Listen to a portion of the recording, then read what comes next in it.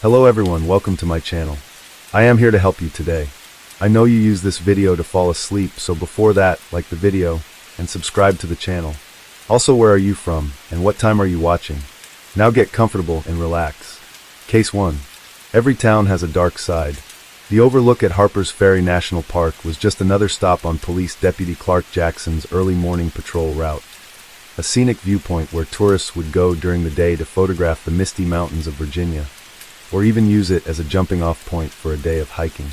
But back in the spring of 1996, in the gray light of dawn, this peaceful overlook changed into something else entirely. It became the backdrop for a bizarre and unique murder scene, with the case spanning another decade before it was solved. And when it was all said and done, it showed the world what true evil looked like, and I promise you, it's a face you wouldn't expect. It revolves around a trunk in the middle of the Appalachian Trail, and the body found inside of it, and the dark investigation that followed. So let's head on down to Virginia now, and get into the mystery of the old man in the trunk. In Loudoun, Virginia, May 14th of '96 started off with the usual routine for Sheriff's Deputy Clark Jackson. He had been doing this route for 3 years now, and every morning and around dawn, the same sequence. Check the Visitors Center at Harper's Ferry National Park, and do a sweep of the parking lots, inspect the overlooks. In most days, the only signs of life out there were the occasional deer or early morning hikers prepping for a walk along the trails. But this morning was different, and as it turns out, it was anything but the usual. As Jackson's patrol car rounded the curve towards the Route 340 overlook, his headlights flashed past something that didn't belong. It was a large steamer trunk, old-fashioned, the kind you might find in your grandmother's attic. It seemed very out of place there, perched on the edge of the wilderness next to some trash cans. In 13 years of law enforcement, Jackson had seen plenty of illegal dumping, but something about this felt all wrong. The trunk looked too expensive, and too nice to simply just abandon. Jackson put the car in par, and stepped out of his cruiser. With his flashlight beam cutting through the fog, it illuminated the trunk's weathered leather, its brass fittings dulled with age. When he tried to move it with his foot, the trunk wouldn't budge, and that's when the first real surge of unease hit him, and whatever was inside was far too heavy to just be abandoned luggage. Jackson knelt down and unlatched the trunk, and inside was a large duffel bag crammed awkwardly into the space. He reached for the zipper, pulling it back slowly, and in the harsh beam of his flashlight, a single human eye stared back at him through the opening, lifeless. As he fully unzipped the bag, the full horror revealed itself. The stuffed away, like discarded garbage, was the body of an elderly man, and the victim had been forced into the bag in a fetal position, his limbs contorted in an unnatural way to fit the confined space. He was emaciated, his skin drawn tight across his bones, almost beyond recognition. The sun was rising by the time more police arrived, and they then carefully extracted the body. In the morning light, the true extent of the victim's suffering became clear. His clothes were dirty and hung loose on his skeletal frame. His wrists showed signs of restraint, and every detail pointed to a slow, methodical kind of cruelty.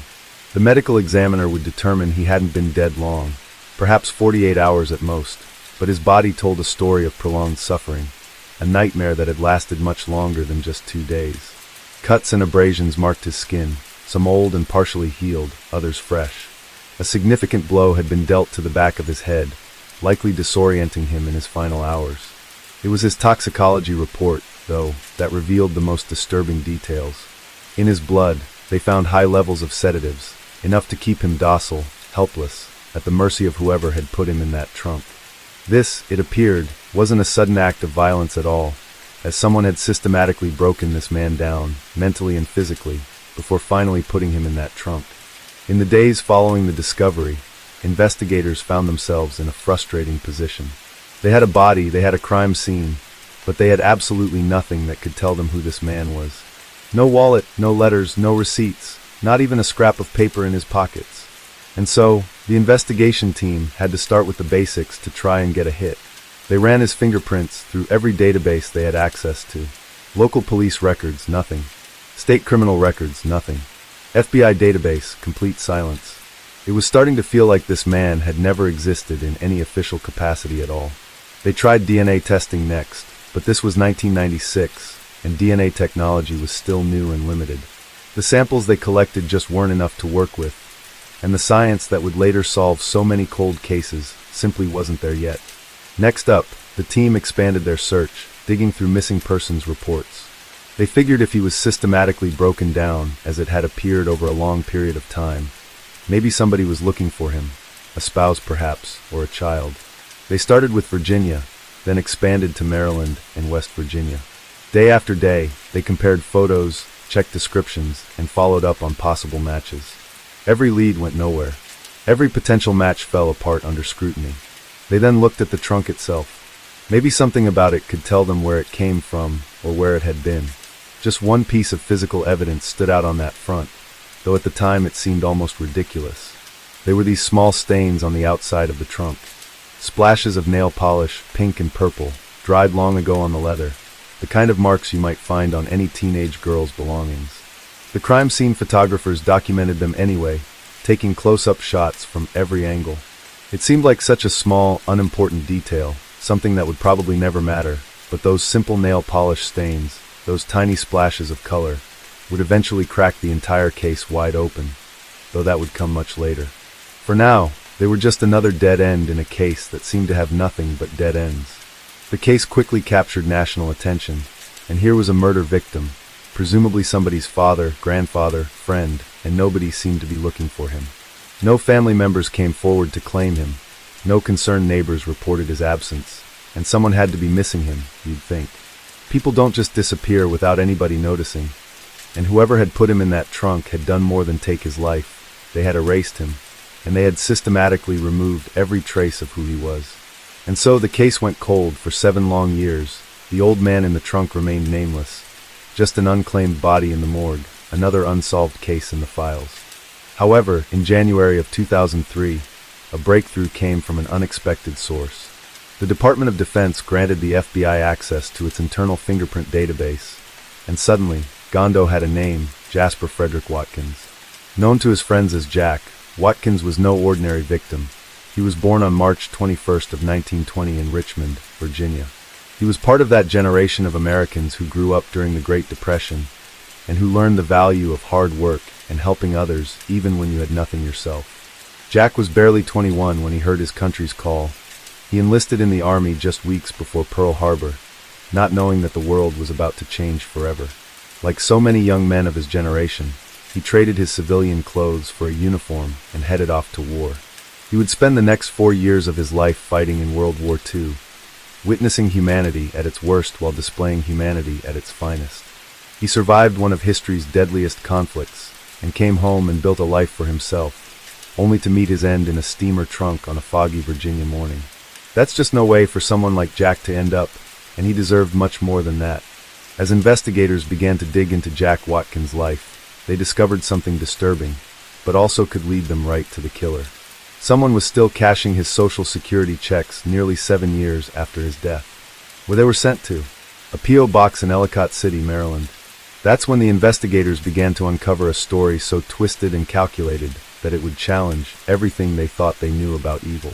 Because the person who killed Jack Watkins wasn't some random drifter or opportunistic thief. It was somebody he trusted, someone he had loved, and somebody who had spent decades perfecting the art of destruction. To understand how Jack ended up in that trunk, we need to go back a little, back to the moment when a lonely widower opened his door to find a friendly face selling burial plots, never suspecting that he was looking into the eyes of his future killer. After coming home from the war, Jack did what many veterans do. He looked for a steady job and a chance at a normal life. He found work at a local auto parts store, a local type of spa where people knew your name and trusted your word. It wasn't glamorous work, but Jack enjoyed it and took pride in what he did. He became the guy everyone in the neighborhood went to when they needed honest advice about their cars, and for years his life followed a simple routine: work, home, church on Sundays, all alone. But that changed in 1964 when he met Mary Triplett. She was a 40-year-old divorcee with 3 grown daughters, and something about her caught Jack's eye. Maybe it was her warm smile or the way she could make anyone feel at home. And whatever it was, 44-year-old Jack had finally found the love of his life. Mary's daughters weren't sure what to expect from their mother's new husband at first, but Jack won them over almost immediately. He didn't try to replace their father at all. He just showed up day after day with quiet support and genuine care. Before long, he was the one they called when they needed advice, the one who showed up to help them move and sat proudly at their graduations, and he became the father they never knew they needed. For 25 years, Jack and Mary built a nice life together. Their house wasn't fancy, but it was always open to family and friends. They weren't rich by any means, but they were comfortable. Jack had learned the value of $1 during the Depression, and he and Mary were careful with their money. They saved what they could, spent what they needed, and always had a little set aside for emergencies. Then in 1989, Mary got sick. The cancer moved fast, and within months she was gone. Jack was devastated. The house that had once been filled with family gatherings and laughter suddenly felt empty, but he was determined to keep going, just like he had done after the war. He retired, sold their family home, and bought a modest place in Reisterstown, Maryland.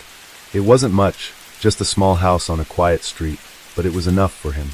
He lived simply on his Social Security check of $1,200 a month, clipped coupons from the Sunday paper, and kept his old car running with parts from his former store. But in 1995, Jack's spending habits changed dramatically, and the man who had always lived within his means suddenly withdrew equity from his house. He then purchased a brand new BMW for $44,000, an expense that seemed completely out of character. By 1996, he had sold his house, but somehow only received $3,800 from the sale. What could make a prudent, experienced man like Jack Watkins act so recklessly with his life savings? When investigators examined Jack's financial records, they found that it wasn't just that someone had taken his money. They had stripped him of everything he owned, and they had done it with surgical precision. The trail led to that P.O. box in Ellicott City and to a woman named Nancy Siegel. But Nancy wasn't just any fraudster. She was a chameleon, a master manipulator who had spent her entire adult life perfecting the art of deception. Born in 1948, Nancy's early life seemed marked by tragedy. Her mother abandoned the family when Nancy was young, and her father, who raised her alone, would go on to be killed outside a bar when she was just 16. Looking for an escape, she found brief fame dancing on the Buddy Dean Show, a local Baltimore dance program that would later inspire the musical Hairspray. But beneath the surface of this sympathetic figure lay something far more sinister. Nancy's first victim was her high school boyfriend, Charles Kircharski, whom she married in 1968. She devotes her time to raising them, and things go quite well for many years. In the early 80s, Nancy found herself gambling way too much, an addiction that would go on to reveal her true nature.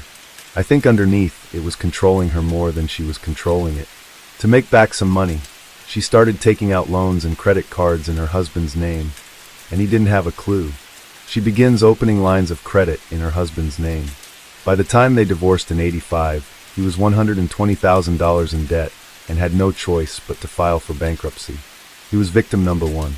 Nancy needed a new way to get cash flowing, so she married Ted Gesendaffer soon after, only to repeat the pattern. She used all his information to get loans, and even altered the mortgage payment checks to make them payable to herself instead of where they should go in case she needed to skim some cash from them. Both those marriages were just warm-ups for Nancy, though. Over time, she honed her craft, swiping mail, snatching wallets, and collecting people's personal info and driver's licenses, credit cards, social security numbers, you name it.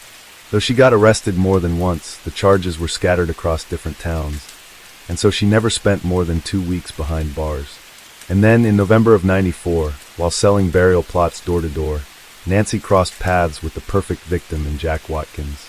The lonely widower didn't stand a chance against her polished charm, and within weeks, he was telling everybody that they were engaged. They were decades apart in terms of their age, and quite different in terms of their lifestyle. And what followed was a masterclass in manipulation.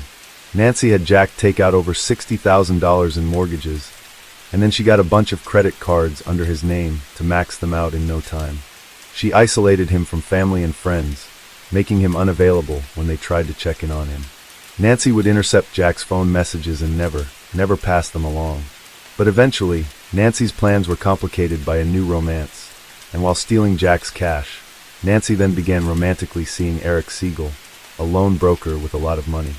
And suddenly, Jack wasn't so important, and in fact had become a bit of a liability, somebody who could potentially expose her schemes.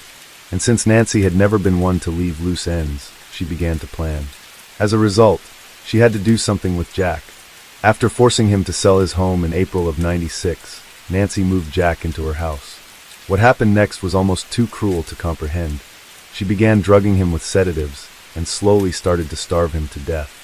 In his final days at the age of 76, Jack was reduced to a shadow of himself. Within 48 hours of May 13th of 96, Nancy drove to Virginia and dumped Jack's body near some trash on an access point to the Appalachian Trail. The trunk she used belonged to one of her own daughters, and while she just dumped it there in the open is a major misstep for her. Perhaps she thought it would just get picked up along with the rest of the trash, like it was no big deal. But she didn't count on Deputy Jackson doing his rounds. The investigation into who Jack was began when Nancy moved on quickly, marrying Eric Siegel in December of '98. And true to form, she defrauded him of $300,000, and rather than report her to the authorities, Eric paid off her debts himself. When investigators finally caught up with Nancy in 2003, the whole puzzle started coming together. When the authorities discovered she had been the last person to be seen with Jack, she was the one who helped him sell his house, and she was the one who had convinced him to buy that expensive BMW. But instead of answering questions, she put on quite a show. As she burst into tears at the sight of photos of the trunk where Jack's body was found, and through her sobs she spun a complicated tale. According to her, she had been Jack's caretaker. She claimed he was like a father to her, and that he had been suffering from dementia. She even tried to convince them that he had in part done this to himself, and she found him hanging from a ceiling fan, and she didn't know what to do. A story that defied common sense, and sounded exactly like the kind of lie someone makes up when they're running out of options. Ultimately, the final nail that sealed Nancy's coffin came from the people who knew her best, her own daughters.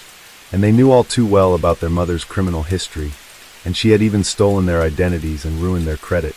So they weren't exactly trying to help their mom get out of this. It was actually the perfect time for them to get a little bit of revenge. When shown a photograph of the trunk, one daughter immediately recognized it as her own, identifying it 100% by those little nail polish stains.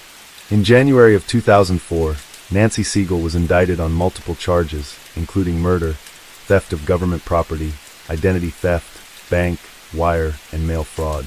Her trial started in 2009, and after 7 hours of deliberation, the jury found her guilty on 20 of 21 counts. That she would never rejoin society, and that there was justice in that. But the story of the old man in the trunk has one final chapter. In August of 2009, 13 years after his body was discovered in that lonely overlook, Jasper Jack Watkins received the dignity and debt that had been denied him in his final days. With full military honors, he was laid to rest in Arlington National Cemetery, surrounded by representatives from every agency that had worked to bring his killer to justice. In the end, evil often hides right in plain sight, so be careful who you trust out there. And they're sitting across the table from you, mowing the lawn next door. And sometimes they're the ones selling burial plots to the very people they plan to kill. Okay, let's move on to the next case. Case 2. Even before cars were invented, young people sought out hidden areas for makeout sessions, and probably a little more. By the 1860s, these secluded spots for getting naughty would become known as lovers' lanes, where couples parked their horse-drawn buggies, seeking privacy from prying eyes. These places were typically visited by young couples who wanted to hide their activities because they were unmarried, which of course was heavily frowned upon then. Mothers used lovers' lanes as places to cheat on spouses in order to keep things on the down low. Over time, the buggies were replaced by cars, but lovers' lanes continued to attract those looking to lust. But this sinning and privacy would all come at a cost, because lovers' lanes everywhere quickly became the target for bad individuals looking to commit all sorts of crimes. Robbery, assault, and murder, because they knew that their targets would have their guards down, and because they were already in a secluded spot, no one would hear them scream. And tragically, Cheryl Henry and Andy Atkinson are among the many who visited a lover's lane only to never return, and this is their story. Cheryl was born in Florida on October 24th of 1967 to parents Robert and Barbara. Even as a child, she was good-natured, easygoing, and always loving. Her family says it was difficult to be down whenever she was around. Her infectious laughter had a way of brightening the lives of those around her. With wavy blonde hair and blue eyes, Cheryl's cheerful demeanor continued on as she grew older. The Henrys moved to the Houston area of Texas eventually, and in 1986, after graduating high school, Cheryl enrolled at Stephen F. Austin State University, about 150 miles north of her home. In 1990, at 22 years old.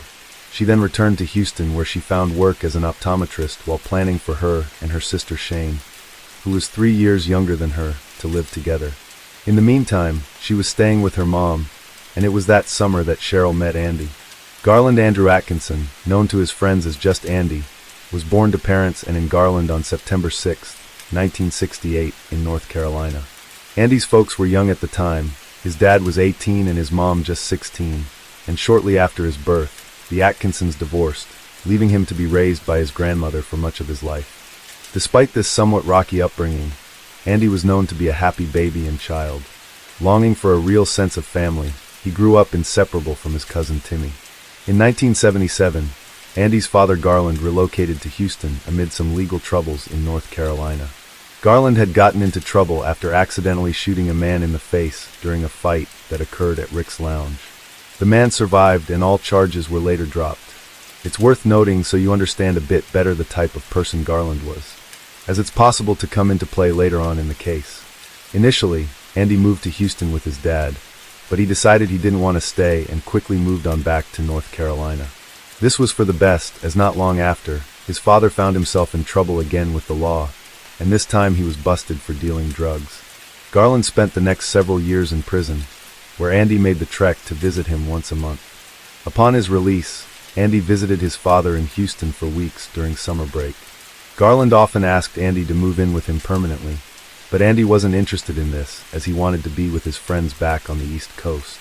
During these summer visits with his dad, Andy worked the door at Dream Street, a club managed by his father, to earn some extra cash. Andy attended Campbell University in North Carolina for a few semesters.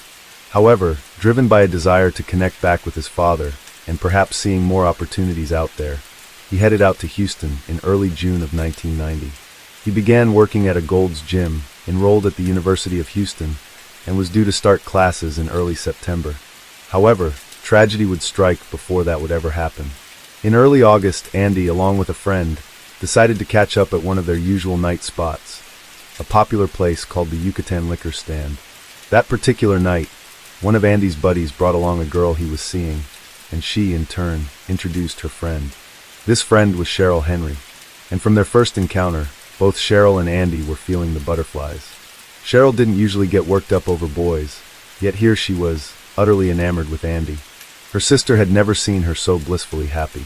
Andy too fell hard, and the connection was instant. They were inseparable, each declaring the other as the one. Their bond grew fast, and was seemingly unbreakable.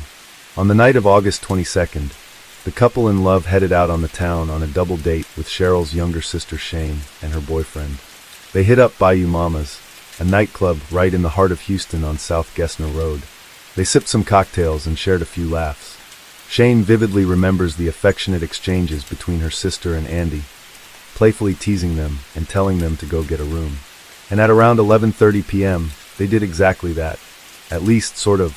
After leaving the club, Cheryl and Andy set out for a secluded lovers' lane out in West Houston, a popular rendezvous spot for young couples seeking some cheap privacy. But after that night, well, neither of them would ever be seen alive again. Shane, who often drove her sister to work, stopped by her mother's house the following morning to pick Cheryl up, only to find no trace of her. Assuming she had simply stayed with Andy and had forgotten to let her know, Shane continued on with her day, brushing aside any sort of concern. But as the hours slipped away, the problems kept adding up. Cheryl failed to arrive at work altogether, which was very unlike her. Then no one could reach Andy, so by 5 p.m. on August 23rd, Cheryl's family reported her as missing to the Houston PD. Around that exact same time, a Cisco food security guard in the area of that lover's lane found Andy, his white Honda Civic, abandoned in an isolated cul-de-sac.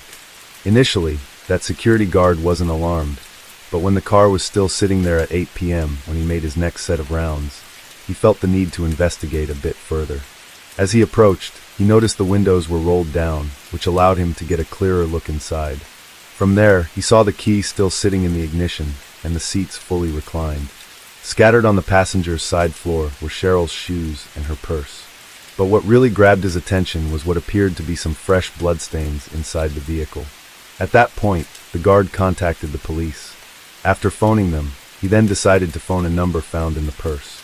That number just happened to belong to Cheryl's mother, Barbara, and so she rushed to the wooded area, arriving long before the cops did. When police arrived upon checking the license plate, they learned that the vehicle belonged to Andy. Knowing the couple hadn't been seen since last night, they knew they had a problem on their hands. Officers armed with canines commenced a thorough search of the area. Barbara was never far behind.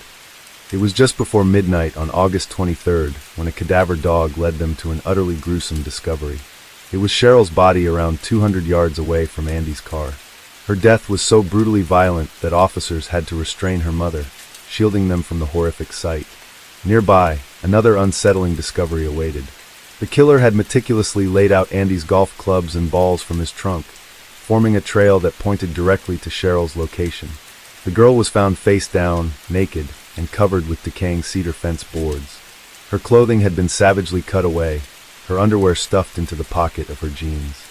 Her hands were bound heavily behind her back with hemp rope, and her throat had been slashed 3 times. Evidence of SA was confirmed with DNA samples collected from her remains. The golf clubs and balls weren't the only unusual piece of evidence investigators found at the crime scene. As suspended from a tree above Cheryl's body were 4 partially deflated balloons, and lying beside her was a crisp $20 bill. It appeared that the killer had enjoyed his time out there, setting up a macabre scene the likes of which these officers had never encountered, and he was toying with them. I'm concealing it, but not enough that you cannot find her. In other words, I want him to be found. A search for Andy was called off because it was just too dark, but it resumed at first light the following morning. After nearly 10 hours, they found him, bound to a tree 75 yards away from his girlfriend, and his throat had been cut so deep that he was nearly decapitated. Unlike Cheryl, Andy was discovered clothed, with his watch and money untouched. The killer's motive was clearly aimed at the victims, not their possessions, but the investigation begged the question, why did the murderer provide clues to Cheryl's whereabouts, yet none for Andy's? Examining the crime scene further, investigators believe that Andy willingly allowed his killer to tie him to that tree, perhaps by the threat of a gun. It was determined that the girl had been killed first, and she put up a fierce fight. That means that Andy was forced to endure the horror of hearing Cheryl's screams. Perhaps he thought they would get out of it at first if they just obeyed, but then he had to witness her murder, fully aware that he faced the same fate, at that point completely powerless to intervene. Their families and the town were devastated. The worst part of it all was that they didn't have any leads whatsoever, at least not back in 1990. At that time, DNA testing was in its infancy. Introduced only 5 years earlier, in 1985, it was not yet a common tool in criminal investigations. For the DNA sample collected from Cheryl's body even to be analyzed, permission had to be explicitly granted. By September of 1990, a $10,000 reward was announced for any information that could lead to the arrest of the perpetrator. Despite investigators' relentless pursuit of every lead, fairly quickly, months turned to years without any answers. It wasn't until 2001, 11 years after the crime, that a significant development emerged. In that year, the Houston Police Department received a letter claiming to have information about the murders, but they weren't looking to just be a good Samaritan and help solve the case. They were demanding $100,000 in exchange for the info. The public only learned of this letter 3 years later, in 2004. The handwritten note read, HBD, if you want to know who killed C. Henry plus A. Atkinson, it will cost you $100,000. Reply, Houston Chronicle personal column, Monday, March 12th, 01 only. A lawyer will be hired to make sure you play straight. Postmarked March 1st of 2001, the letter arrived at the police station early that month, and the police replied with an ad, saying, we do want to know what you know about Henry and Atkinson. They included a contact number, hoping for a response, and despite their efforts, no one reached out. Was this merely a cruel hoax, an attempt at a cash grab? I mean, why wait over a decade to come forward if the sender truly had valuable information? In a desperate bid for leads, the police finally released the letter to the public in 2004, hoping someone might recognize something crucial. During the investigation up to this point, several potential suspects were identified. However, each was found innocent through DNA testing, and the letter never led anywhere. Then in 2007, all samples were retested, marking a very pivotal moment in a case that had long gone cold. as the retests revealed that DNA evidence from semen found in Cheryl's body actually matched DNA collected in the unsolved assault of the Houston exotic dancer. With DNA testing expensive and in its infancy, it would take 17 years before that sample was run. It turned out to be a match to the lover's late killer. This assault had occurred just 2 months prior to the murders of Cheryl and Andy, right around the time they first met. The victim, an employee at Gigi's nightclub in Houston, left work around 2 a.m. on June 20th, 1990, headed to her boyfriend's house in northwest Houston. With her boyfriend, Randy, who was a pilot away traveling, she was all alone. She ate a late dinner in the living room, unaware that likely an intruder was upstairs the entire time waiting for their moment. This man eventually emerged wearing a black fishnet stocking over his head, waving a long-barreled handgun. The woman froze in fear, and this guy demanded to know where Randy was, claiming that he owed him money. There was a brief pause, and then the intruder attacked.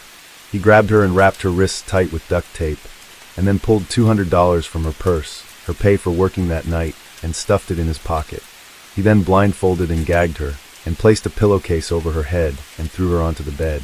Taunting her, he repeatedly cocked and uncocked the gun, acting like he was about to shoot her over and over again while he committed his heinous act. Another game, just like the golf clubs and balloons from the Lover's Lane case. Before leaving, he ordered her to remain on the floor and disconnected the phone.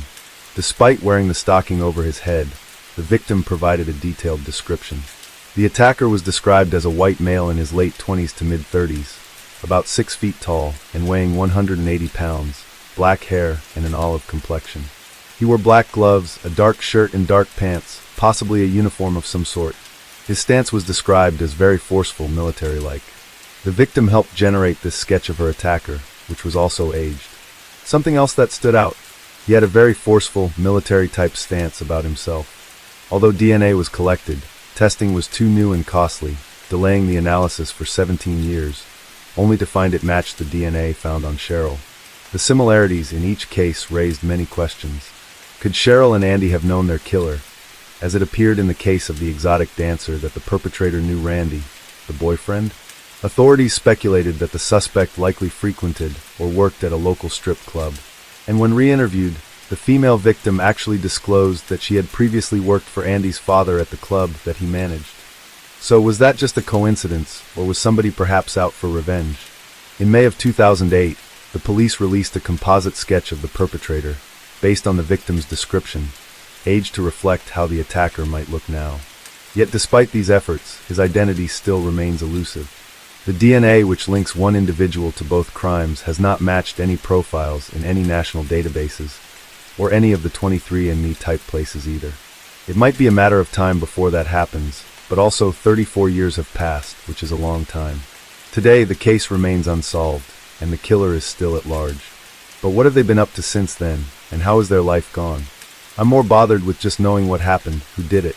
I'm curious of what this person's been doing all their life, how they've been able to live with it every day. Fast forward 2 years after the infamous Lover's Lane murders to the night of August 4th of 1992, and Tammy Breckenridge, a 23-year-old waitress, vanished after leaving the men's club in Houston at around 1 a.m. The men's club was only a short distance from Bayou Mama's, and Tammy had been last seen talking to the security guard at the club. Unfortunately though, to this day, she's never been found, and no arrest for her abduction and likely murder has been made. Worth noting is that many other young women have also disappeared in Harris County, many in the early 90s, and they've never been found. Several of them were in their early 20s with blonde or brown hair. They were roughly the same height and the same weight, and all vanished in the early hours of the morning. While Houston is a large area, and it is possible they aren't related, you also can't deny that perhaps they are. And maybe there is a serial killer out there that's yet to have even been identified as a serial killer. Today, Cheryl and Andy's families remain tormented by all the unanswered questions in their case. While recent breakthroughs in familial DNA have illuminated countless cold cases across Houston and beyond, they have yet to cast light on the mystery of Cheryl and Andy's murders. So it's hard when people ask us if there's anything new, because for 33 years there hasn't been anything new. But somewhere out there, somebody holds the key to unraveling this sinister secret. That's the end of the second case. Let's move on to the next case. Case 3. In the middle of the night on a quiet September morning in 2015, Piercing screams shattered the silence of a normally peaceful Bristol neighborhood. Neighbors peeked through their windows, shocked to see a man stumbling outside wearing only his underwear. His skin looked like it was covered in mud or dirt, but it would turn out to be neither. As neighbors tried to assist the frantic man, it didn't take long for them to realize that the dark substance on the man's skin was not mud. It was his own skin, disintegrating and falling off in clumps as he pleaded for help. The man was in unimaginable agony, and despite their efforts, there was little the neighbors could do to help him. Paramedics arrived, and even they marveled at the extent of the man's beyond harrowing condition. But it was only the beginning. The case would soon reveal the horrifying depths to which human cruelty could descend. Mark van Dongen was a Dutch national, born and raised in the Netherlands. Mark's father, Cornelius van Dongen, known by the common Dutch nickname Hees, described Mark as a compassionate child, recognized for his kindness, empathy, and ambition. Even as a young boy, Mark showed a tender heart, sometimes returning marbles to friends after winning them so they would not feel bad. In college, Mark studied civil engineering, where he excelled academically. He was ambitious and highly driven. He strived to succeed both academically and professionally. After completing his studies in the Netherlands, Mark relocated to Bristol, UK to continue his studies and start looking for work opportunities in his field. His move to the UK marked the beginning of a new chapter in his life. It was during this new chapter that Mark met Berlina Wallace, a fashion student from South Africa, nearly 20 years his senior.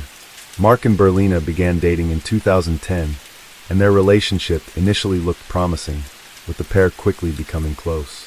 They moved in with each other and seemed committed to building a life together, with Mark deeply invested in their relationship and even supporting Berlina both emotionally and financially.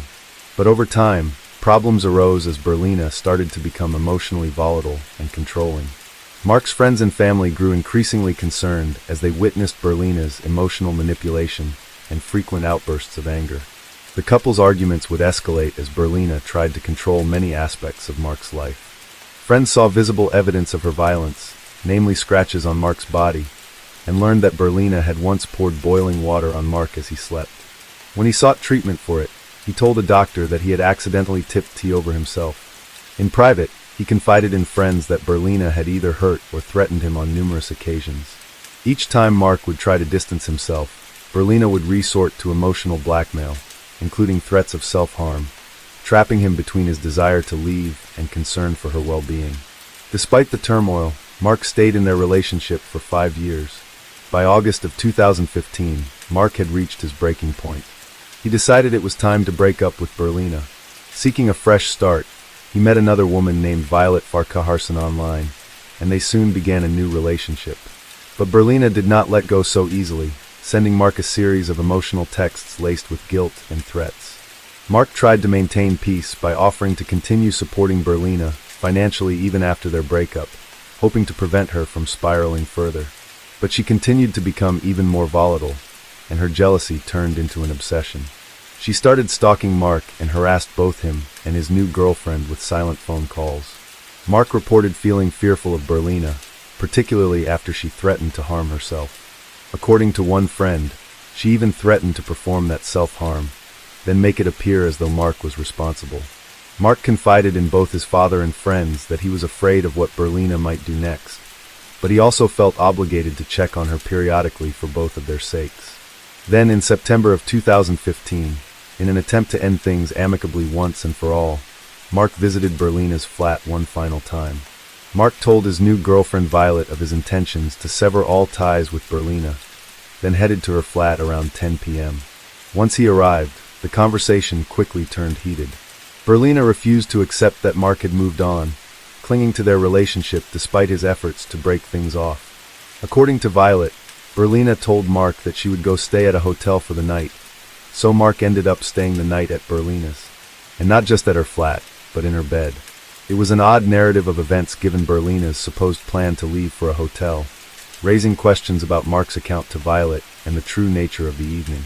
At around 3 a.m., as Mark lay asleep in just his boxer shorts, he was shaken awake by Berlina. Startled, he woke up to Berlina telling him that, "If I can't have you, no one will." Then, before Mark could react, Berlina threw sulfuric acid directly onto his face, then onto his body.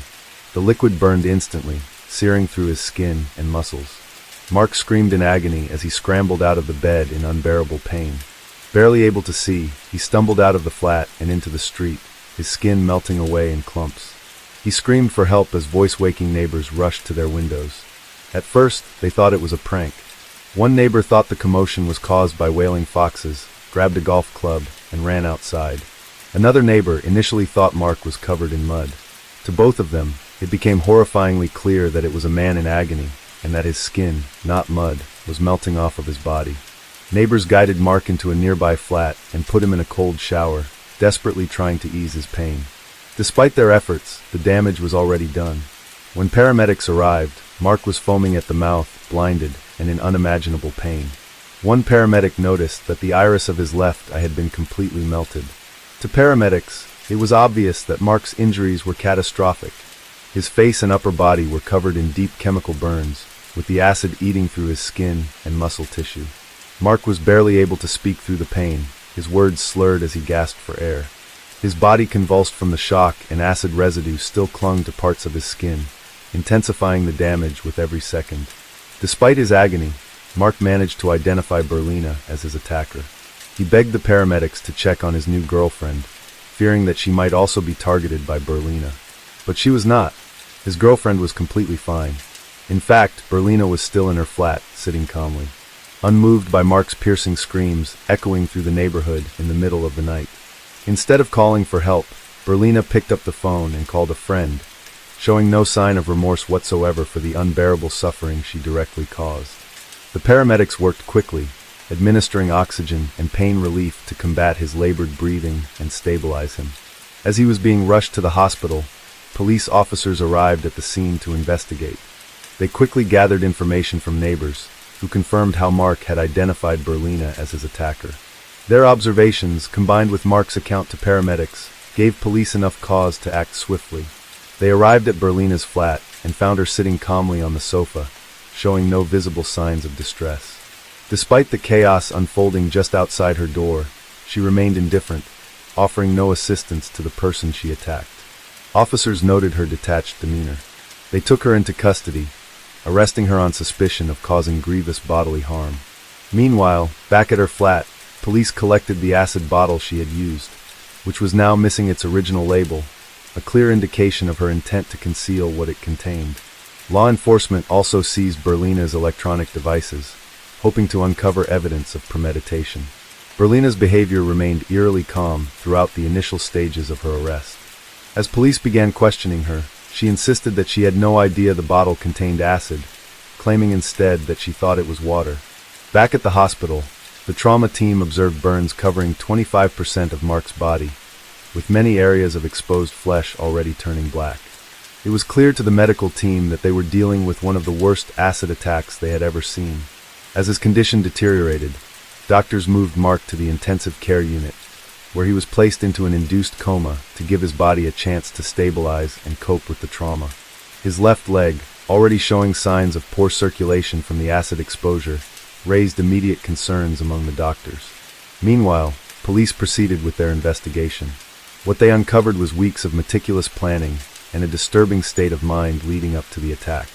Investigators spoke to Mark's friends and family, who provided insights into Berlina's volatile and manipulative behavior toward Mark, especially in the final months of their relationship, including the boiling water incident.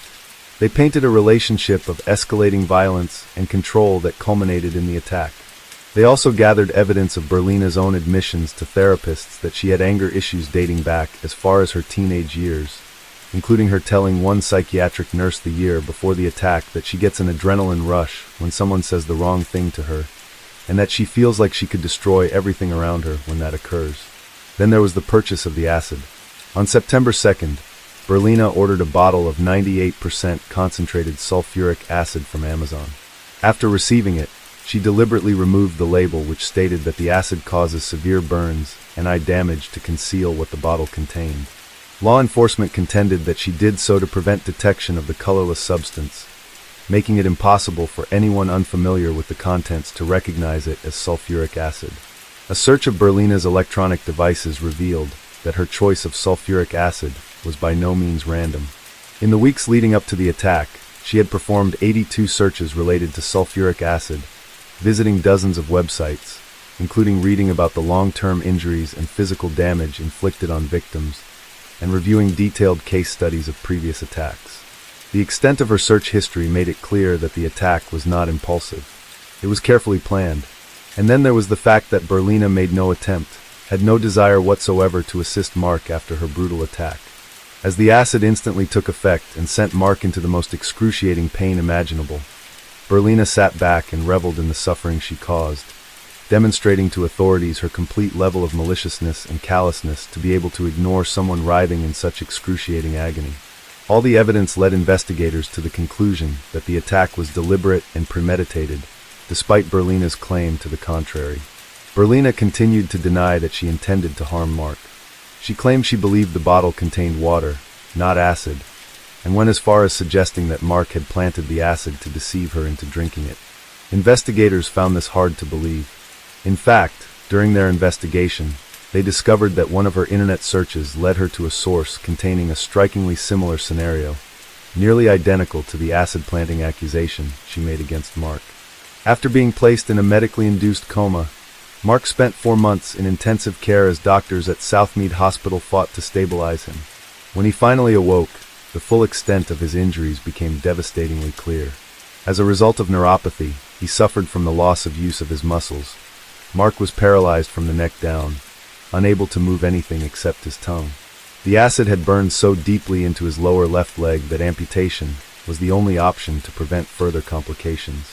Despite their efforts to save as much of the limb as possible, the damage was too extensive, and his leg had to be removed below the knee. The acid had eaten away his facial features, leaving him partially blind and with severe disfigurement. The moment Mark saw his reflection for the first time, he was devastated. He sadly exclaimed, "Kill me now. If this is what I look like, I don't want to live." Despite the support of his father and medical staff, Mark understandably struggled emotionally. He communicated using an alphabet board, painstakingly pointing to letters with his tongue. It was a slow, exhausting process, but it was the only way he could express himself. The overwhelming loss of independence combined with the constant physical pain plunged him into a deep depression. His father, Keys, stayed by his side, trying to lift his spirits, but Mark's emotional health deteriorated rapidly. The police documented the case meticulously, but Mark's injuries were so severe that officers decided never to release photos, not even to the media. In November 2016, Mark was transferred to a care home in Gloucester, but the conditions there were deplorable.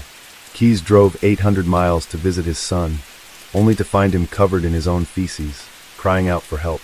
The sight was heartbreaking, and Keys vowed to get him out. With the help of friends, the family arranged for a private ambulance to transfer Mark to Belgium, where they hoped he would receive better care. Even in Belgium, however, Mark's suffering continued.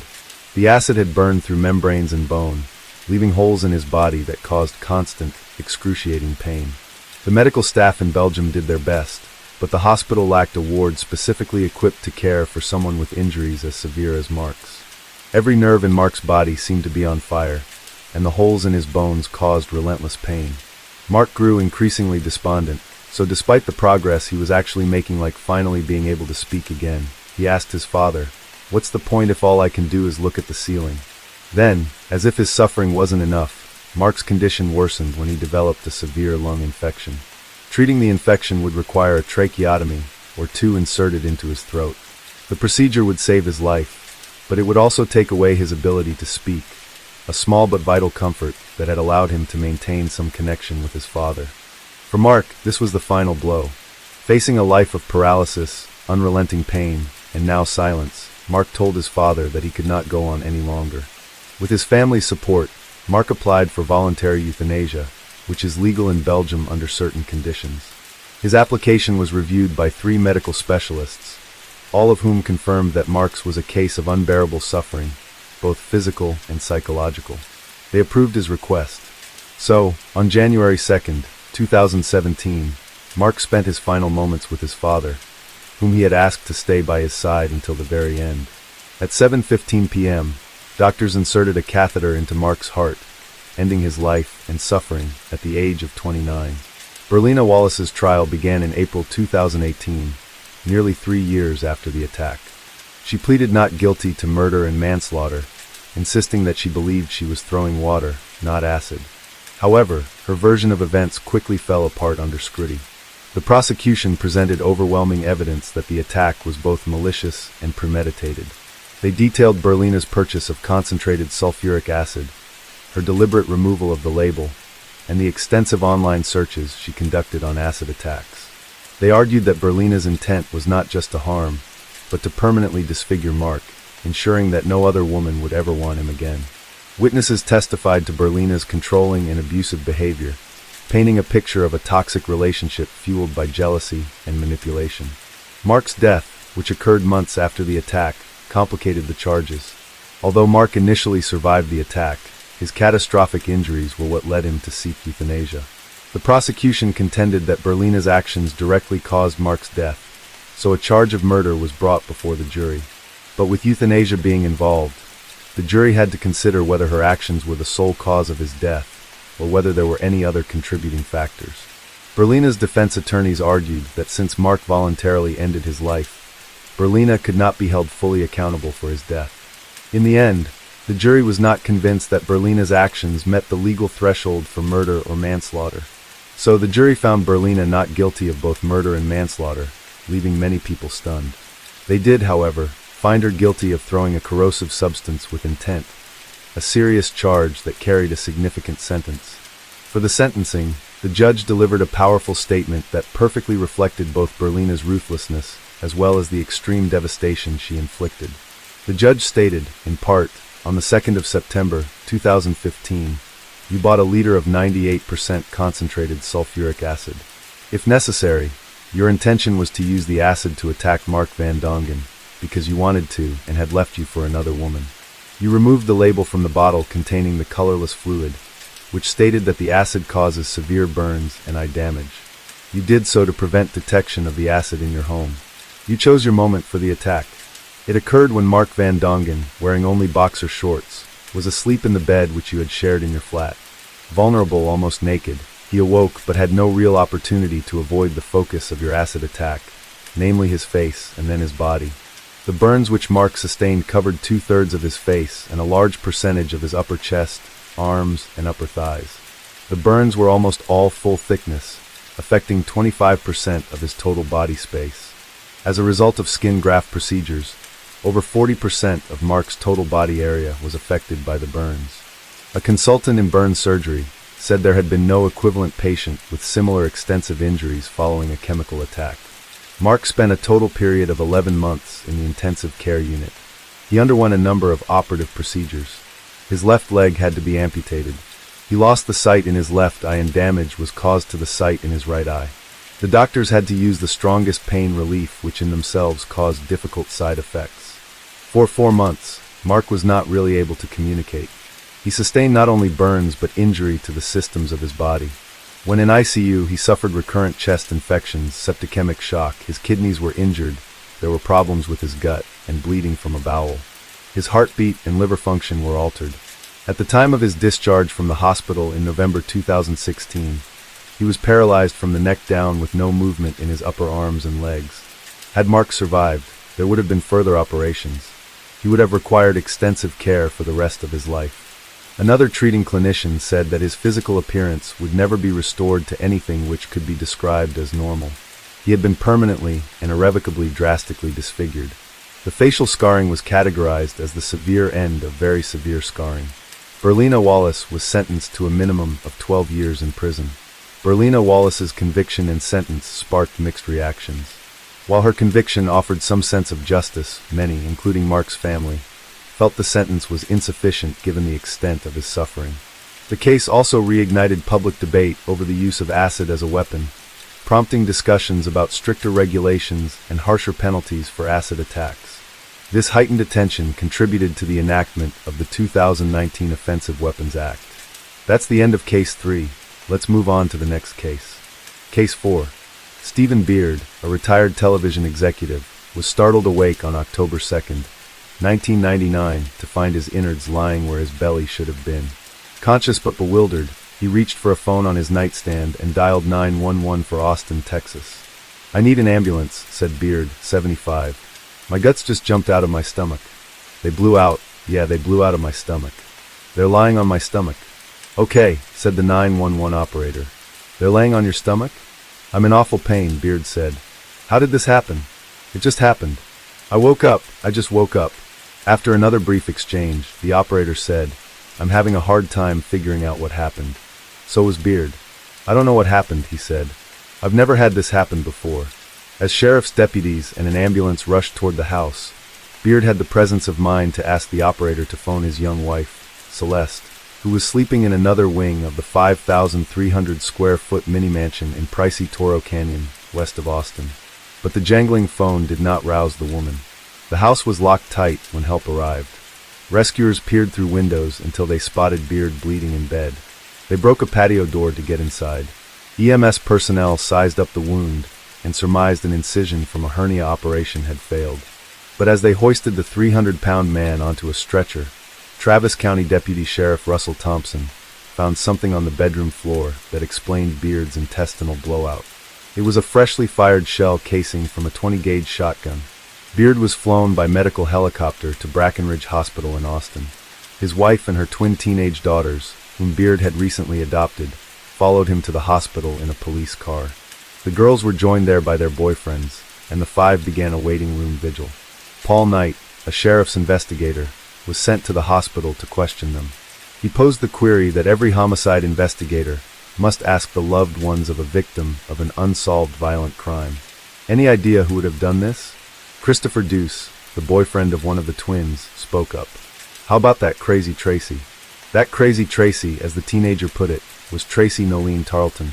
In the 7 months before her husband was shot, Celeste Beard had become very friendly with Tarleton, manager of a bookstore. Tarleton, a heavy-set and plain 35-year-old, had led a rather troubled life with bouts of narcotics and alcohol abuse, and attempted self-checkout and psychological problems. The daughter of a respected Fort Worth lawyer, she graduated from Texas A&M in 1986 with a degree in biology. She worked in several unfulfilling natural resources jobs with the government before hiring on in 1994 at Book People in downtown Austin.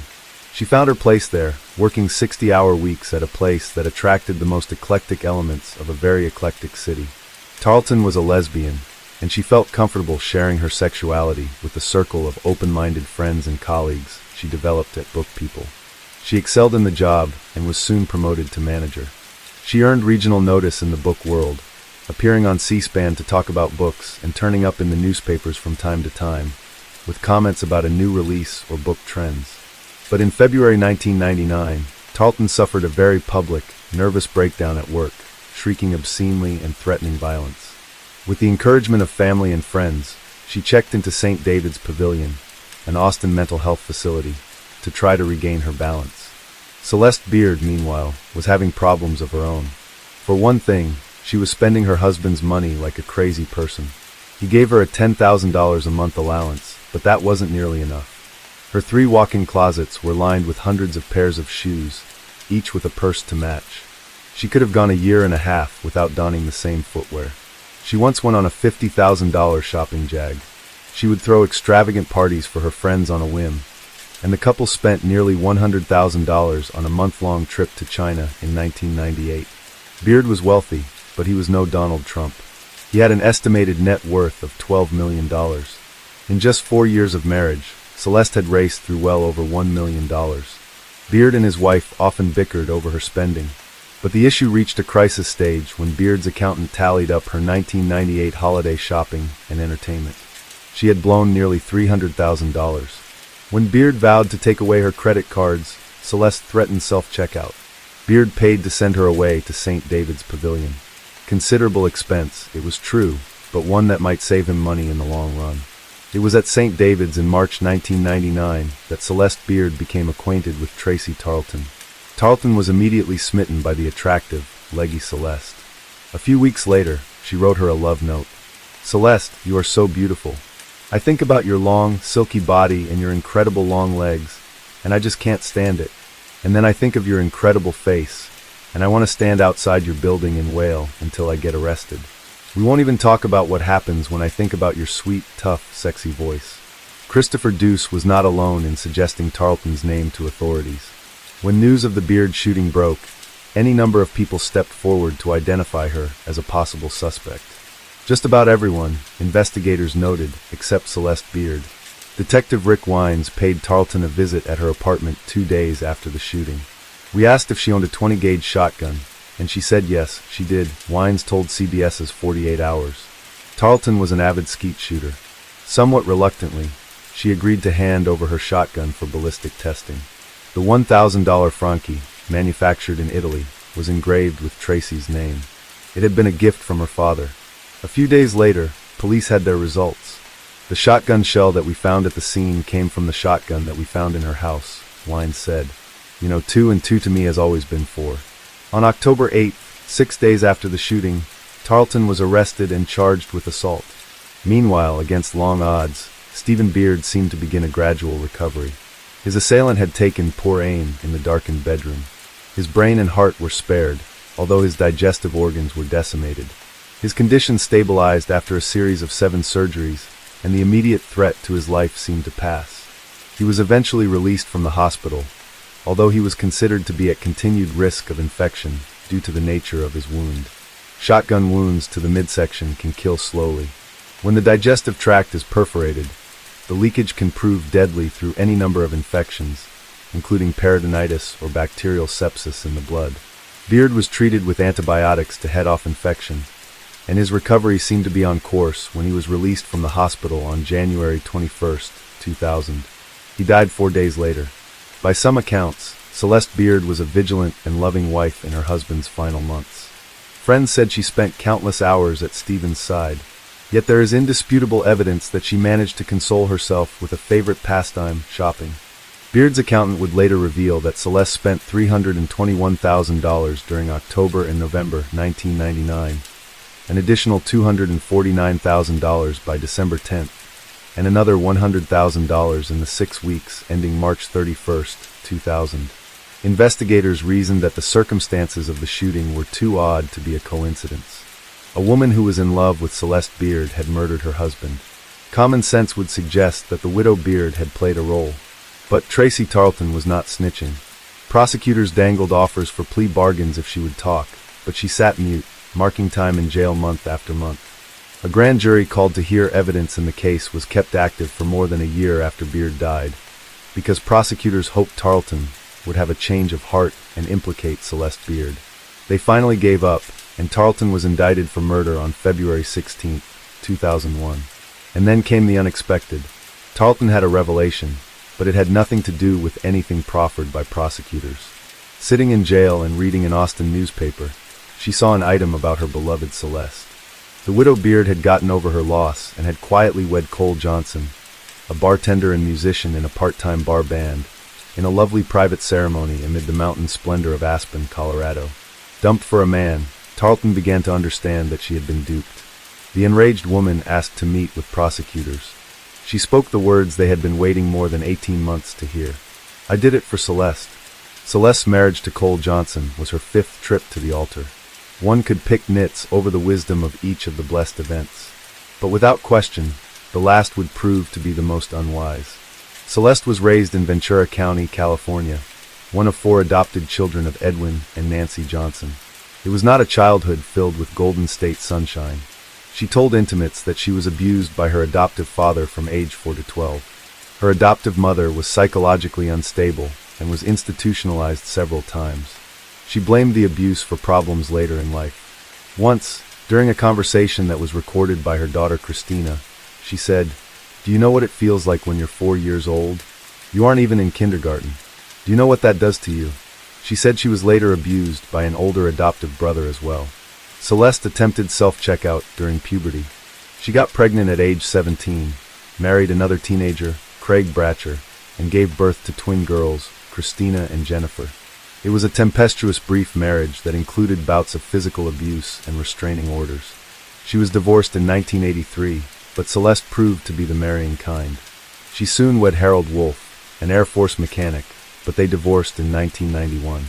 According to Celeste, her divorce lawyer paid for her to have a boob job after the split up. Celeste then moved to Arizona, where, struggling to make ends meet, she got into trouble for burning a car she had reported stolen. She was convicted of insurance fraud and spent 3 months in jail. Husband number 3 was a Mexican-American named Jimmy Martinez. Celeste had a raunchy sense of humor, and it would later come to light that she had a nickname for Martinez's private parts, BMW, for Big Mexican Wiener. That marriage, too, went kaput, and Celeste found herself single again in a new city, Austin, Texas. As she entered her 30s, she was treading water, working as a waitress in 1993 at the Austin Country Club. Among the regular customers, there were Stephen and Elise Beard, both in their 60s with grown children. Elise was an avid golfer, while Stephen preferred the club's indoor activities, eating and drinking. Elise fell ill with cancer and went quickly, dying on October 13, 1993. Stephen did not do well alone. Within weeks of the funeral, he yearned for steady company, and he began pursuing companionship in the person of Celeste Johnson Bratcher Wolf Martinez. They had their first date less than 3 weeks after Elise's death. Beard, 68, treated Celeste, 30, to a lavish Italian meal at Mamma Mia's restaurant in Austin. They enjoyed a nightcap at the mini mansion, and Stephen allowed Celeste to drive herself home in his $50,000 Lexus sedan. This, Celeste must have said to herself, could work out quite nicely. A Lexus beats the hell out of a BMW.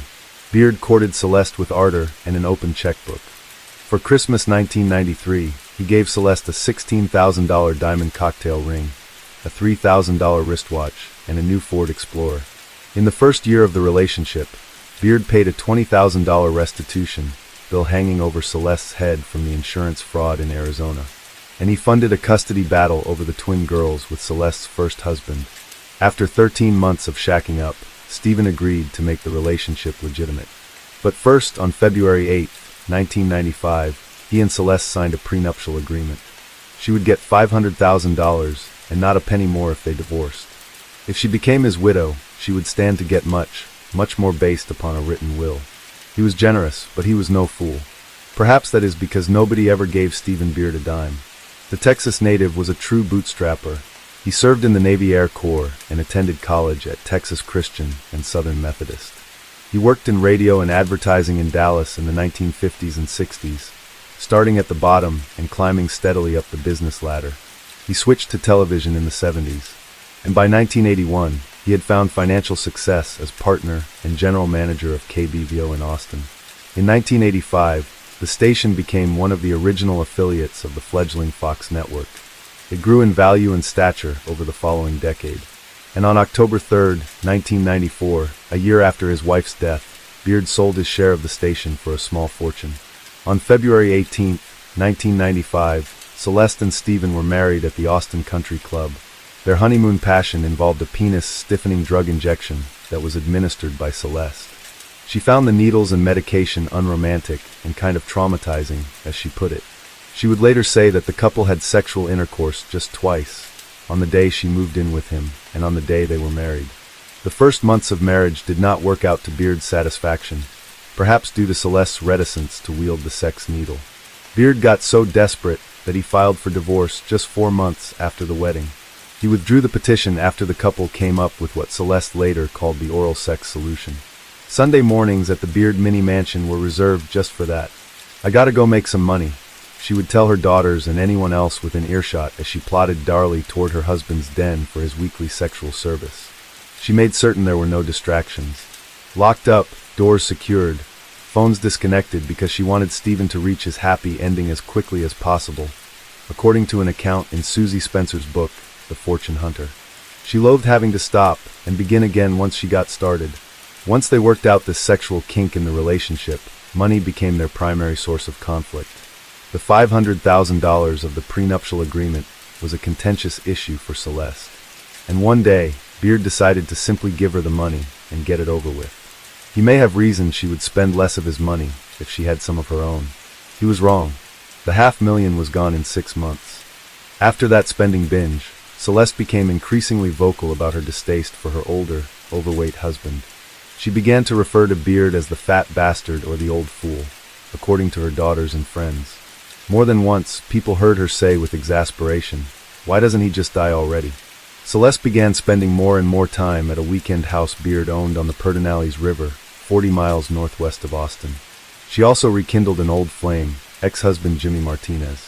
Her daughters would later reveal that Celeste often slipped out of the house when Stephen went to bed at 9:30. Sometimes, they said, she would hasten his bedtime by spiking his food or drinks with pulverized sleeping pills. After the old man conked out, she would steal away to meet Martinez or party with her favorite drinking buddy, beauty salon receptionist Donna Goodson. But Beard finally got wise. He confronted Celeste after New Year's in 1999 about her out-of-control spending and trysts with Martinez. He hinted at divorce. After 5 years of a champagne and diamonds lifestyle, Celeste could not fathom regressing to her old car-torching, plate-carrying self. Even her prenup nest egg had evaporated. She threatened self-checkout and was packed off to St. David's Pavilion for mental health treatment. Her daughters judged that she was play-acting to get what she wanted, as Christina put it. What she wanted was money unencumbered by marriage to Beard. At St. David's, she took a foolish first step toward getting her wish. Tracy Tarleton and Celeste Beard met at St. David's, then transferred together to Timbalon, a mental health facility in Dallas. The women were caught in a passionate love clutch at Timbalon, and the staff there tried to keep them separated. But buckets of ice water couldn't have kept them apart, apparently. Celeste was extremely flirtatious with me from the beginning, Tarleton told CBS, and I responded in kind. Eventually, she came into my room and kissed me. She wanted to have a sexual relationship with me. Tarleton said the two women first had sex on March 20th, 1999, and the physical relationship continued until October 1st that year, the day before she shot Beard. They were no more discreet about their affair outside the hospital than they were inside. A photo from a book people party shows Celeste sitting on Tarleton's lap. Other party-goers would later say they saw the women kissing passionately. Tracy wasn't secretive, Jeremy Ellis, who worked with Tarleton, told CBS. Everyone in the store knew she was dating someone named Celeste. She spoke about her like she was her girlfriend. They were sort of physical, close with each other, and I thought, well, good for Tracy. Tarleton sent Celeste love letters, and Celeste sent Tarleton a birthday card addressed to the one I love. They became regular customers at an Austin Red Roof Inn. Yet Celeste apparently had to labor at Sapphic Love. In July, the women had a counseling session with Barbara Grant, an Austin psychotherapist, concerning their sexual relationship. Grant would later say that Celeste told her she doubted she was a lesbian because she needed alcohol to help work up the nerve to have sex with Tarleton. Celeste's daughters caught the women in bed at least twice, and they began seeing books about lesbian sex around the house. Pressed by her daughters to explain her behavior, Celeste said, "Tracy's a lesbian, and she's in love with me. Isn't that funny? My mother has acknowledged to me that she is involved in a romantic relationship with Tracy Tarleton, and that she and Tracy have had sexual relations together," Christina later stated in an affidavit. Tracy Tarleton has openly admitted to me that she and my mother are lovers. In September of 1999, I witnessed Tracy and my mother kissing passionately. So did Stephen Beard. After witnessing the women kiss on the lips on September 29th, he ran Tarleton out of his house. Another therapist, Susan Milholland, revealed that Tarleton had a romantic problem of her own. Milholland said Tarleton told her she had a self-destructive habit of falling passionately in love with married heterosexual women. Tarleton dreamed of marrying Celeste, and she viewed Stephen Beard as an obstacle to her happily ever after fantasy. As the relationship developed, Celeste complained bitterly to Tarleton that Beard was abusive. He belittled her, taunted her, and beat her down emotionally, according to Celeste. She added that she feared Beard would assault her if she threatened divorce. Tarleton could not imagine life without Celeste, and she vowed to do anything she could to save her from the professed cruelty of Beard. Together, the women began plotting to do away with Celeste's man problem, according to Tarleton. They came up with enough murder methods to flesh out the plots of a series of mystery novels. For example, they tried to concoct homemade botulism by allowing food to spoil and then fester. The women sprinkled the vile substance on a chili dog. Beard ate it and liked it. They spiked his drinks with 190 proof grain alcohol, then fastened a plastic bag around his head when he passed out. They dusted his food with sleeping pills and, on one occasion, 10 ecstasy tablets. He survived it all. The plotting became increasingly urgent in late September. Beard and his wife were scheduled to travel to Europe. Celeste dreaded the trip, and she convinced Tarleton, in her finest drama Queen Haidujuan, that her life hung in the balance.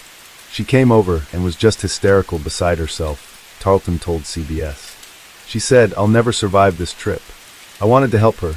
The women came up with the shotgun solution. Tarleton told investigators that Celeste had set it all up. Beard was asleep, the doors were open, and Celeste was in another wing of the house. Tarleton slipped in, fired a single shot in the dark, and slipped out unnoticed. The scheme didn't have a prayer of working, of course, since half of Austin knew that the victim's wife had a lesbian lover who owned a shotgun. Tarleton and Celeste managed to maintain regular phone contact for the first 9 months Tarleton spent in jail. But their relationship became strained as Celeste grew increasingly overwrought. Finally, in the summer of 2000, Tarleton and Celeste called off their relationship. Celeste started going bananas, hysterical a lot of the time, Tarleton told CBS. "We both said, we're not going to do this anymore. You won't see me again." Tarleton was distraught and apparently took an overdose of Valium. Still, she refused to finger Celeste in the murder. That changed a few weeks after the breakup when she read a newspaper story about Celeste. It said she had married Cole Johnson on July 3, 2000, within a few days of their breakup. Tarleton reached the conclusion that she had been used. "She's off at her honeymoon in Aspen," she told CBS.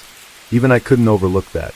It was like everything started unraveling very quickly for me after that article. I started realizing Celeste had been lying to me all along, that this man was not abusing her, that she had married him for his money, and that she had been lying to me about our relationship. All of it was a farce."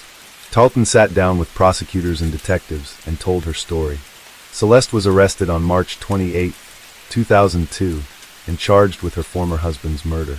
A judge set bail at $8 million, noting that Celeste had earned $2 million after selling the mini-mansion just months after Beard died. The woman's lawyer argued she had just $7,289 left 1 year and 4 months later. Celeste's problems deepened a few months later when she was indicted for another felony that was perhaps even more quixotic than the murder. Authorities alleged that she had tried to hire her friend Donna Goodson to murder Tracy Tarleton. Celeste's trial was like a nightmare variation on This Is Your Life. She couldn't stand Steve Beard, prosecutor Allison Weitzel told jurors. She talked to people about how she hated him. He disgusted her. What happened here is a simple case of a greedy, manipulative defendant who took advantage of a mentally ill woman who was in love with her. She told Tracy that with Steve gone, they could be together. Tarleton, appearing sullen, took the witness stand for a total of 15 hours over 3 days. She guided jurors through the affair and the murder scheme. She had pleaded guilty and agreed to testify in exchange for a 20-year sentence. "I just saw this woman that I loved in a desperate situation, trying to find a way to survive this man that was so awful," Tarleton said. "She had a plan. She wanted me to shoot him at Toro Canyon with my shotgun. I was willing to shoot him, and I went and did it." She added that she and Stephen Beard had been betrayed by the same woman. Relatives, friends, shrinks, and Tarleton's colleagues from work all testified that they believed the women had a sexual relationship. Prosecutors added photographs, love notes, cards, and Tarleton's journal as further documentary proof. Yet Dick DeGuerin, Celeste's prominent and expensive criminal defense attorney, dismissed this mountain of evidence as part of a fantasy of a predatory, aggressive lesbian. The defense strategy boiled down to 3 words: Tracy is crazy. "This is a case of fatal attraction," said DeGuerin. "Tracy Tarleton is psychotic. She's been diagnosed as having delusions, as hearing voices that aren't there, as seeing things that aren't there." During a pre-trial deposition, Celeste had flatly denied so much as kissing Tarleton. The statement was read to jurors, who surely puzzled over the denial in the face of contradictory testimony from a dozen eyewitnesses. These included Celeste's twin daughters, who added devastating corroborating testimony. Over 3 days on the witness stand, the young women said it was a mercenary marriage for their mother. "She said that she married Steve for his money," testified Jennifer. Christina added, she would sometimes make comments like, "Why doesn't he just die already?" She would say that he disgusted her. No detail was spared, including the Sabbath sexual get-togethers. "What was the Sunday suck?" asked Prosecutor Weitzel. "Celeste giving Steve a sloppy toppy," replied Jennifer. The daughter said Celeste would rant about the Sunday suck, then run off to see Tarleton or Jimmy Martinez. Jurors heard Celeste's raunchy mouth firsthand during a mommy dearest moment on a recording daughter Christina made of one of their conversations. When the girl accused her mother of threatening self-checkout in February 1999, Celeste screamed, "I was depressed, you goddamn little bitch." Bankers and accountants offered itemized details on Celeste's extravagant spending. They also detailed the prenuptial agreement and testified that Celeste stood to gain roughly $6 million, half of Beard's estate as a result of his death. At the end of the testimony, Prosecutor Weitzel summed up by saying, "Money is what this whole case is about." Jurors deliberated 23 hours over 3 days before voting to convict. Prosecutors did not seek the death penalty, and the conviction brought a mandatory life sentence. But Stephen Beard's loved ones were given the opportunity to address Celeste during a sentencing hearing. "I hope you burn in hell," said Beard's namesake son, Stephen Beard III. Perhaps most punishing were the comments of Celeste's daughter, Christina. "You say we turned on you," Christina said. "Well, you turned on us. You turned on the whole Beard family. He let you into his home, loved you, honored, obeyed you, and you violated him and murdered him. Shame on you." By Texas law, Celeste must serve at least 40 years in prison. She won't be eligible for parole until age 80. Trigger woman Tarleton received a 10-year reduced sentence in exchange for testifying against Celeste, and was released on parole in August 2011 and lives in San Antonio. Celeste was denied the inheritance she expected to receive. Beard's estate went to his blood children, as well as to Christina and Jennifer, his adopted daughters. In TV interviews, Celeste continued to deny any involvement. She said she was a victim of her daughters, whom she accused in a neat twist of being motivated by money. "I hate to admit it, but the only reason why they could have turned on me was for the money," she told CBS. "They have 2 million reasons to lie." Celeste did receive more than $1 million from the sale of property, for which she was legally the co-owner. She paid much of it to DeGuerin, but was left with a 6-figure sum. Until 2043, her shopping sprees will be limited to prison commissaries. Case 5. In 1983, there was a young woman named Parvez who lived in Punjab. She was widely admired for her outstanding academic skills and her impressive command of English. From a very young age, Parvez dreamed of becoming a teacher. Teaching wasn't just her career goal, it was her passion, a dream she held on to tightly during her college years. But life didn't go as Parvez had hoped. Her father had different plans for her future. Instead of supporting her dream, he arranged her marriage to a man from a Sikh family who lived in Canada. The man seemed well settled, and her father thought this match would secure a good future for her. However, Parvez was heartbroken by this decision. Becoming a teacher was her only desire, and marriage wasn't a priority for her. Parvez couldn't go against her father's wishes and reluctantly agreed to the marriage. Leaving everything behind, she moved to Canada with her husband. At first, life seemed hopeful as he treated her well, and she adjusted to her new surroundings. However, his true colors soon emerged. He began pressuring her to work, prioritizing her income over their happiness. Parvez started working on a mushroom farm, far from the life she had imagined. On July 20th, 1985, she gave birth to a daughter, Harjeet, hoping this would bring peace. But even 6 months later, her husband demanded she return to work, forcing her to take a factory job. In the midst of this hardship, Parvez became pregnant again.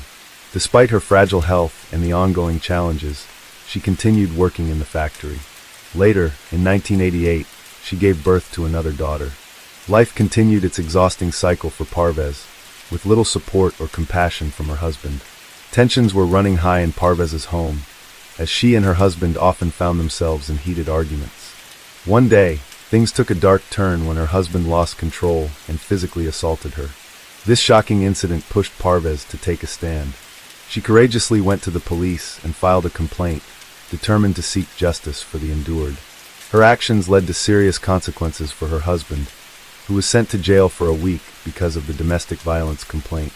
After his release, it seemed like her husband had a change of heart.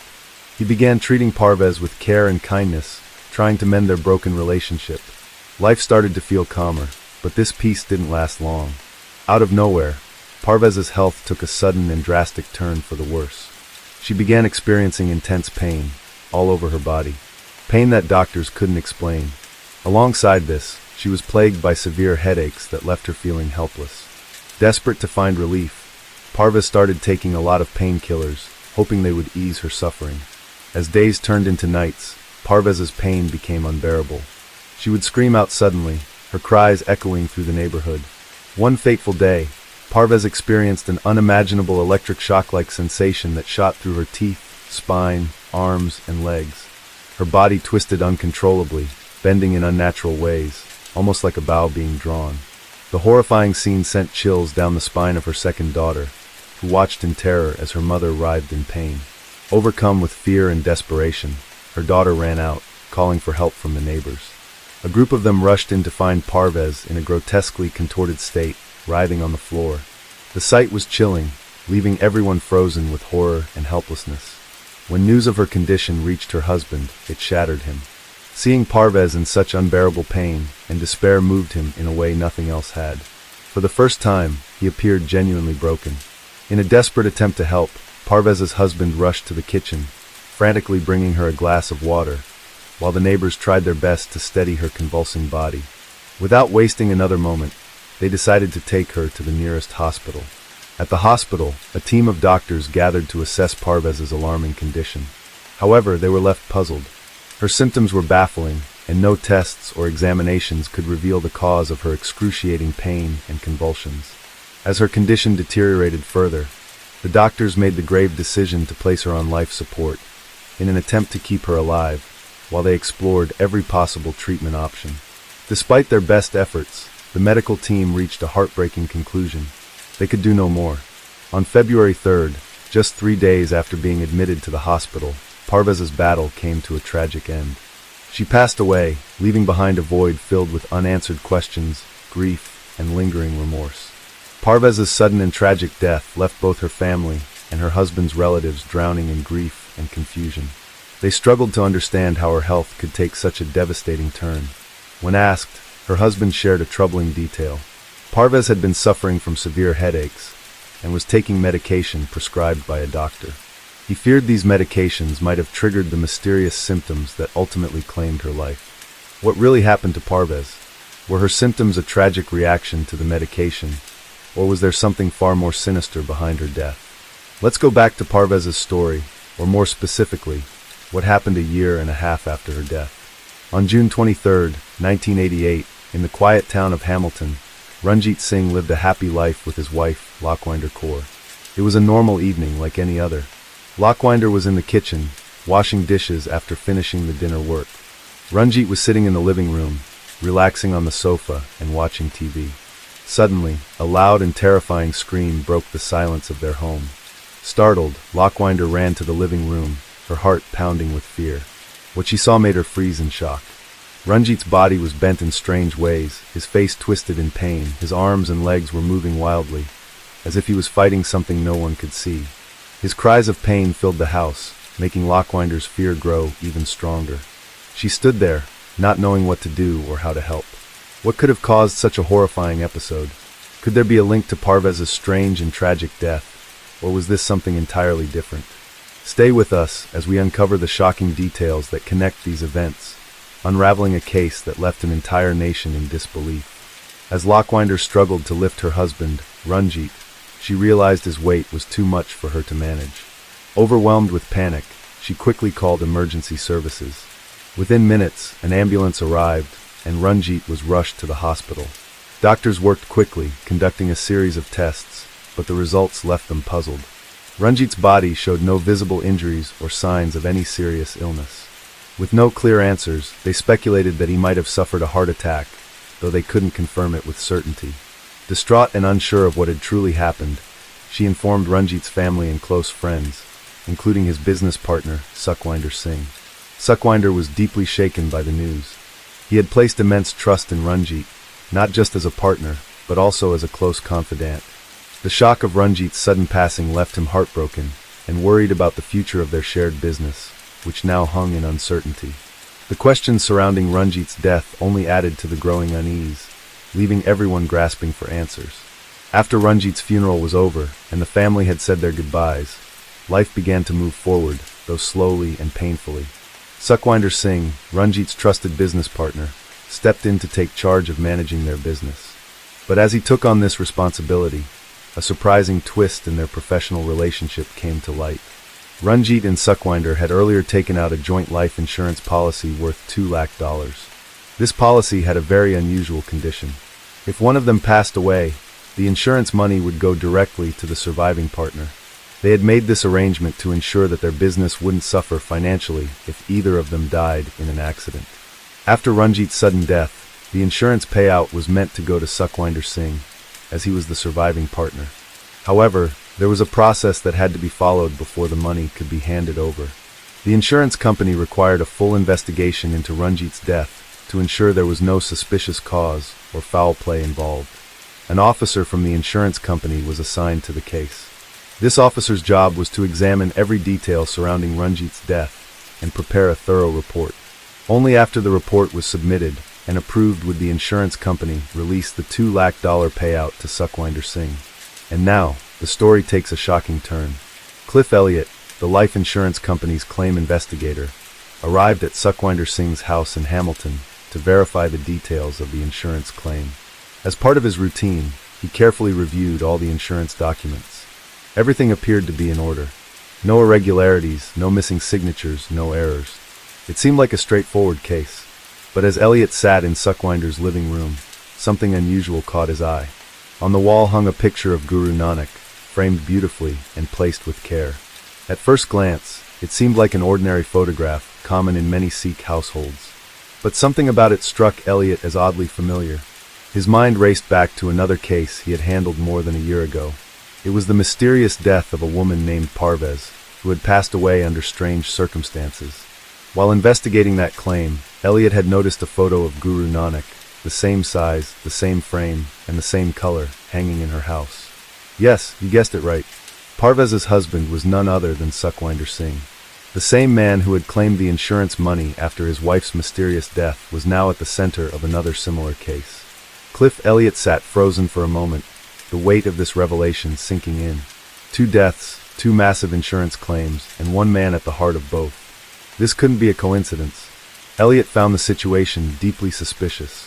Convinced that something sinister might be at play, Elliott reached out to the Hamilton police and shared his findings. He explained how, within just 1.5 years, Sukhwinder Singh had lost 2 people very close to him, his wife Parvez and his business partner Ranjit, both under mysterious circumstances. In both instances, Sukhwinder had received a large sum of insurance money, raising serious doubts about his possible involvement. The Hamilton police were immediately intrigued. The situation struck them as highly unusual, and they agreed that it warranted further investigation. And what they found next was something no one could have imagined. While looking into the deaths of Parvez and Ranjit, the detectives discovered that there were 3 more mysterious deaths connected. But before we continue, I just want to remind you all 95% of you watch our videos without subscribing. If you enjoy these mysteries, please like, subscribe, and turn on notifications so you don't miss any updates. Thank you for your support. Now back to the story. The Hamilton police decided to appoint 2 detectives to look into this case. They started fresh, carefully going through everything again. As they investigated, they found something strange. Sukhwinder Singh had been traveling to India a lot over the years. He often went there around the time of the mysterious deaths. This made the detectives even more suspicious. To get to the bottom of it, the detectives contacted the Punjab police in India. They worked together to plan a visit to India to dig deeper into Sukhwinder's past and activities. When the Indian police were contacted, it was revealed that just 9 weeks after his wife's death, Sukhwinder married another woman named Sarveet from a village called Panchgrain near Jalandhar.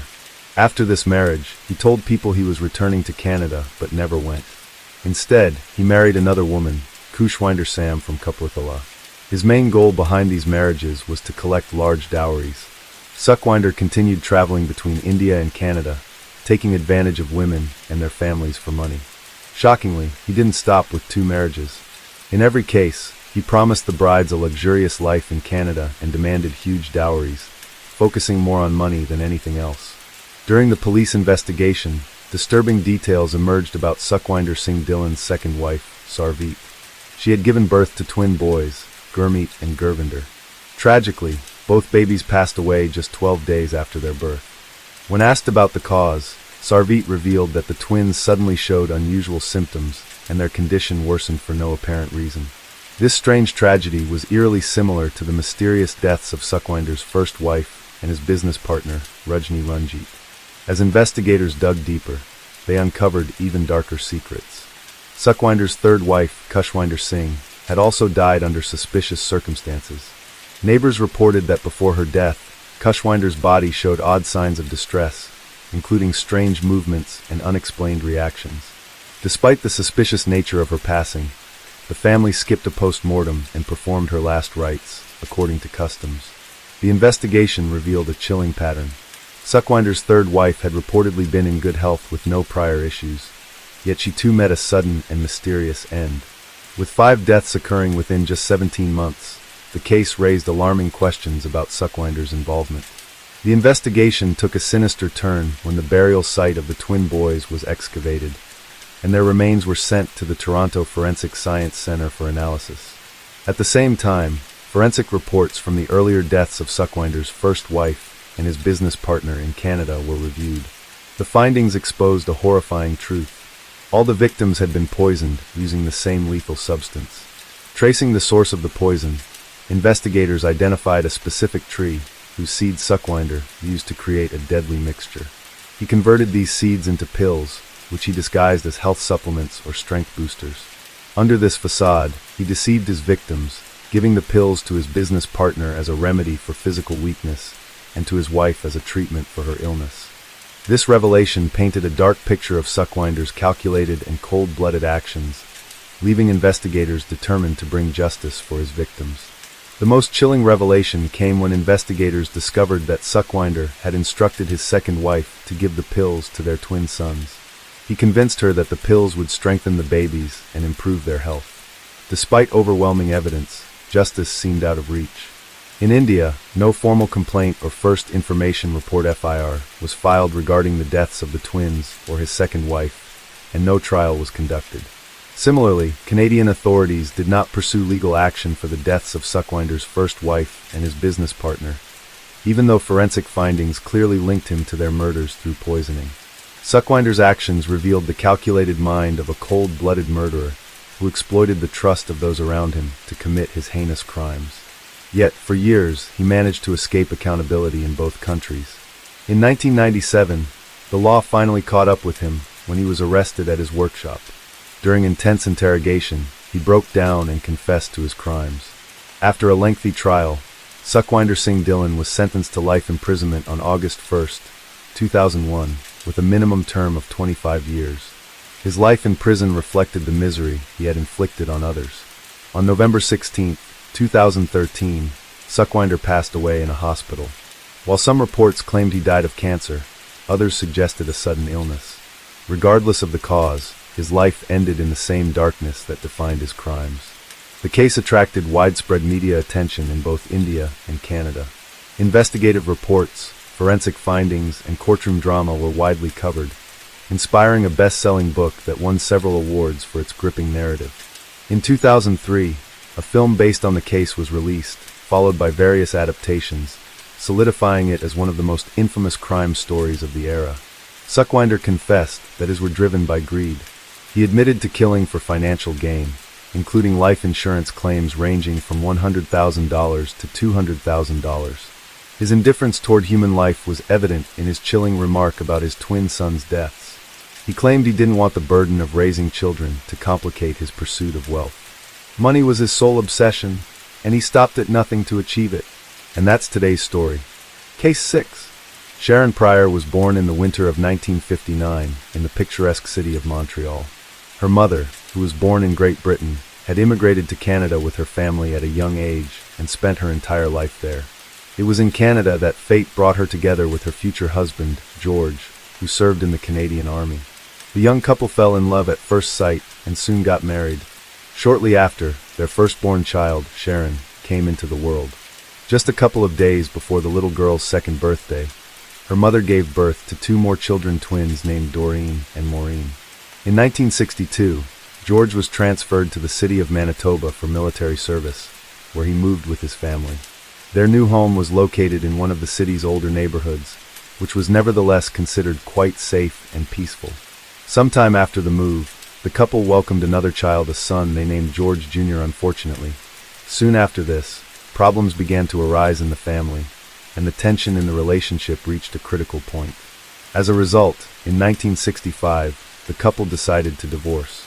George continued his military service and was often away, while his ex-wife and 4 children moved into an apartment in the city of Langley, which they were provided through a special assistance program for military families. It was a quiet and cozy place, ideal for raising children. The woman had no idea that even in such peaceful neighborhoods, true monsters in human form could be lurking. From childhood, Sharon was an incredibly kind, caring, and compassionate girl. She was always ready to help those in need, whether it was a person or a defenseless animal.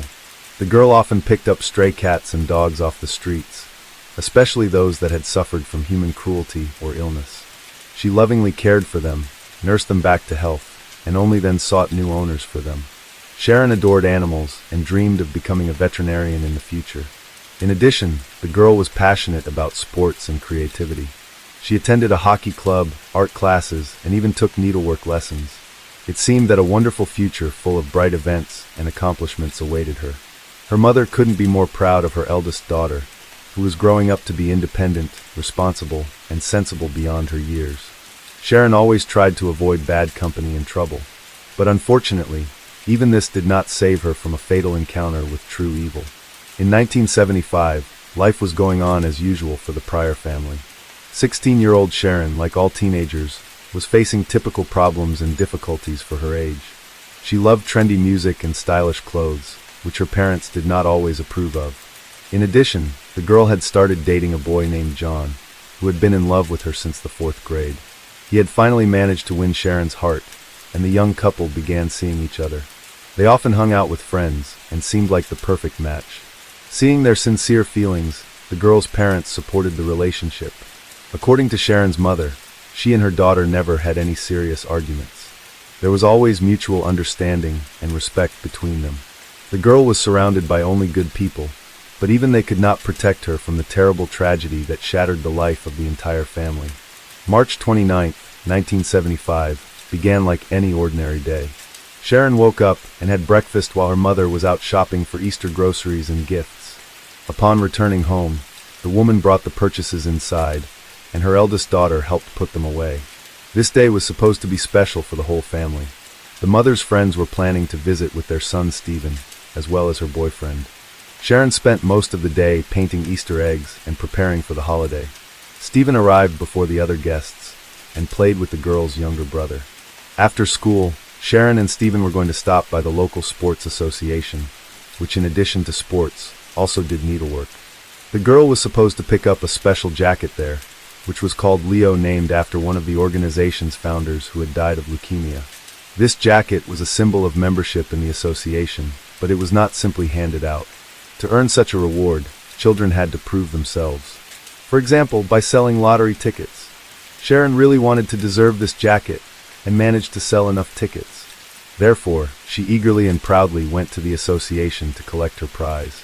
But disappointment awaited the girl. There was no jacket in her size available. Saddened, Sharon had to return home empty-handed with Stephen. However, she did not lose her festive mood and decided to pick up the jacket another time. Upon returning, the girl joined her mother and her boyfriend Doug, helping them with the final preparations. When all the guests had gathered, a wonderful holiday dinner took place. Afterward, Sharon and her mom hid painted eggs around the house for the younger children to have fun searching for later. Then the girl asked her mother for permission to go to the local Marina Pizzeria, which was a popular hangout spot for teenagers and was located not far from their home. The woman had already allowed her daughter to go there with friends many times before, so this time was no exception. Sharon went to her room to get ready. Around 6 o'clock in the evening, a neighborhood girl stopped by the Pryor's house. She sat with Sharon and chatted while the latter was getting dressed to go out. Our story's heroine borrowed one of her mom's sweaters and put on her favorite suede jacket. At 6:30, the girls left the house. But Sharon went to the pizzeria alone. The neighbor changed her mind about accompanying her. The girls said goodbye and each went their separate way, one home and the other to meet up with friends. A whole group of young people had already gathered at Marina, waiting for Sharon. But for some reason, she did not show up at the appointed time. The teenagers figured the girl had simply decided to take a little walk with her boyfriend John, so they continued their merry feast, unaware that something bad had happened.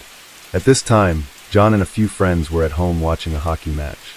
When the game ended, the boys also headed to the pizzeria, hoping to find Sharon there. But she never came. John was extremely surprised because he hadn't seen his girlfriend since school and had no idea where she could be. Like the others, he thought that after the match, he would definitely find Sharon at Marina. Her absence alarmed everyone present, as it was completely out of character for the always punctual and responsible girl. While Sharon was away from home, her mother put the younger children to bed and spent the evening in front of the TV. The woman began to worry that her daughter had still not returned, even though she should have been home a long time ago. However, she decided not to panic prematurely, assuming the girl had simply lost track of time in the company of friends or with her boyfriend. The mother remained waiting in the living room, so as not to miss the moment when Sharon would finally come home. But the hours passed, and the girl was still nowhere to be seen. Around midnight, the woman could no longer contain her fear, as there was still no word from her daughter. It was awkward to call her friends at such a late hour, so the mother had to wait until morning, periodically glancing out the window in the hope of seeing Sharon. At the first light of dawn, the alarmed woman began calling her daughter's acquaintances, hoping to find out where she might be. But neither her girlfriends nor boyfriend John had any idea about the girl's whereabouts. The mother's worst suspicions were confirmed that evening. Sharon had not made it to the pizzeria. The neighbor girl with whom they had left the house together confirmed that she had parted ways with Sharon on the street and had not seen her since. A conversation with Mary, Sharon's closest friend, further heightened the anxiety. From her, the mother learned that, after 7 o'clock in the evening, an attack had occurred near the pizzeria on a 23-year-old woman named Cheryl Roy. An unknown man had lunged at her with a knife, but luckily, there were people passing by at that moment. Hearing the victim's screams, they scared off the attacker, and he fled in the direction from which Sharon was supposed to come. According to witnesses, it was a tall, dark-haired man with blue eyes and a mustache. He spoke in a quiet, calm voice and was wearing a ski jacket, blue jeans, and pointed-toe shoes. Hearing these details, Sharon's mother was seized by panic. She realized that the place and time of the attack exactly coincided with the route her daughter usually took. The woman immediately went to the police, but the detectives were in no hurry to jump to premature conclusions. Instead of immediately accusing someone of the crime, they decided to launch a large-scale search operation without delay. Hundreds of concerned citizens who learned about the girl's disappearance joined the search. They were given a photo and description of the 16-year-old schoolgirl and combed every corner in the hope of finding her. The mother appeared on local television to tell the community about what had happened. She begged anyone with any information to report it to the police and help find her daughter. Unfortunately, the search yielded no results. Several days passed, but no leads on Sharon's whereabouts emerged. The mother continued to believe that the girl would return home safe and sound. The police tried to maintain hope in her, although they themselves understood that after the critical 48 hours, the chances of finding the teenager alive were rapidly dwindling. Sharon had no reason to run away from home, no conflicts with her parents or problems at school. Her boyfriend John was a decent young man, and their relationship was filled with love and understanding. He definitely could not have hurt the girl, and in general, Sharon did not have conflicts with anyone and stayed away from bad company. That is why, at the beginning of the investigation, the police had neither suspects nor leads. Attempts to locate the knife-wielding man seen in the area also proved fruitless. The tense silence dragged on, exhausting the missing girl's mother, who continued to hope for a miracle. On the morning of April 1st, around 6 o'clock, the woman woke up and looked out the window. What she saw seemed extremely suspicious to her. A young man came out of the house of Sharon's friend, crossed the street, and took the newspaper left on the doorstep of their home. Gripped by a bad premonition, the mother called out to him, trying to understand what made the guy get up so early and steal someone else's newspaper. But instead of answering, he only quickened his pace, hurrying to leave. The woman ran out into the street and caught up with the young man. He tried to hold onto the newspaper, but the distraught mother snatched it from his hands. The guy shouted, begging her not to look. But it was too late. On the front page was a photo of a girl's body found in the snow, just a few minutes' drive from their home in the suburbs. The woman was shocked not only by this terrible news, but also by the fact that police had not informed her, even though they should have. She learned the truth much later than her neighbors, who had read the morning papers. The mother tried to convince herself that the deceased was not Sharon, but simply some schoolgirl who resembled her. Finally composing herself, she called the police to dispel the chilling suspicion. The detectives replied that they were not yet certain of the victim's identity and invited the woman to come for identification. She was so horrified that she could not bring herself to do it, so she asked her ex-husband to go in her place. The entire neighborhood was in shock, as the girl in the photo did indeed bear a strong resemblance to the missing Sharon. Moreover, her clothing exactly matched the description the mother had given to the police. The father immediately recognized his daughter in the deceased, leaving no doubt. The 16-year-old schoolgirl was dead. Her body was discovered by a local resident who had learned about the girl's disappearance from the newspapers. When he saw the corpse, he immediately realized that he had found Sharon. The man promptly reported the terrible find and the fact that someone had trespassed on his property. He always kept all the doors locked, but on Tuesday, he noticed that the lock was broken, although there were no signs of a break-in, as if the perpetrator had used his own key, even though only the owner had free access to the house. Going out to the driveway, the man saw a woman's body, naked from the waist down. At the same time, nothing was missing from the house. Jack could not understand why someone had dumped the corpse on his property. The police arrived at the scene and began a murder investigation. Law enforcement officers immediately noted the brutality of the crime. There were numerous traces of beatings, bruises, and hemorrhages on the body. The victim was wearing only a suede jacket and a blue sweater, completely undressed below the waist. Her jeans were found a few meters from the body, and her underwear was hanging in a nearby tree. The mouth was taped with a heavily chewed tape tangled in her hair. The girl was posthumously clutching it in her hand, apparently. She had been trying with her last strength to free herself. Traces in the snow indicated that Sharon had tried to get up, meaning the killer had left her to die while she was still alive. The tortured schoolgirl simply did not have enough strength to save herself. Law enforcement officers also found other physical evidence at the crime scene. About 50 feet from the dead girl, tire tracks remained on the ground. A barely noticeable trail of blood droplets led from this point to the body. Since there were no signs of dragging, the detectives assumed that several people might have been involved in the murder. No dirt was found on Sharon herself, her socks, or her shoes, so she had not crawled on her own. Most likely, she was carried out of a car and left to die in the cold. Not far from the tortured schoolgirl lay a man's shirt. The victim's wrists bore traces of being tied up, apparently. She had been bound with this very garment. The find helped establish that the prime suspect in this brutal crime was quite tall. Near the gatepost, he left another important clue, a clear shoe print. A receipt for the Leo jacket, which the unfortunate girl never had a chance to receive, was also found there. The results of the forensic examination showed that Sharon's death had occurred just a few hours before the body was discovered. Obviously, she'd been held captive from Saturday to Tuesday, subjected to abuse and rape. There were characteristic marks of strangulation on her neck. The girl had choked on her own blood. Forensic experts also recorded that her ribs were literally crushed. It appeared as if the executioner had been kneeling on the victim's chest. In addition, the poor girl had suffered a severe head injury and internal bleeding. Her body was covered with numerous stab wounds, and her jaw was broken on both sides. The nose was also smashed, and the cheek was torn by her own knocked-out tooth. Hundreds of townspeople came to the local Presbyterian church to say goodbye to Sharon Pryor. Her mother could barely stand, paralyzed by grief. The only thing she could think about at that moment was for the murderer to be caught and punished as soon as possible. 3 blocks away from Sharon's brutal murder, Canada had already faced a similar crime against a minor. On July 9, 1974, in Stugai, 12-year-old Norma O'Brien was brutally killed. That evening, she had left home intending to play water polo at the pool. But upon arriving, the girl found that it was closed for repairs. Norma turned around and started walking home. She never made it there. That same evening, her parents raised the alarm, reporting their daughter missing. They categorically rejected the possibility of her running away, so the search began immediately. The next day, the schoolgirl's mutilated, half-naked body was found in a field near the pool. There were striking parallels between the murders of Norma and Sharon.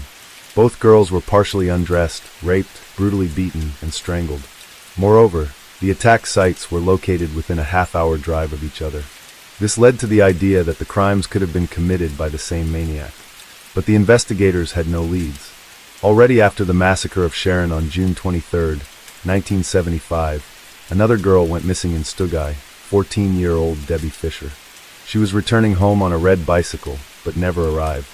The next day, her naked body was found in the woods. Unlike the previous victims, Debbie had not been raped. The cause of death was a blow to the head with a rock.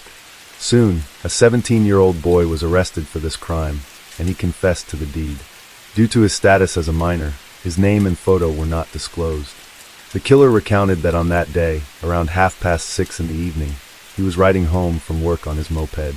Suddenly he spotted Debbie pedaling her bicycle with a bottle of milk in her hand. He scrutinized the girl closely, and a chilling plan took shape in his mind.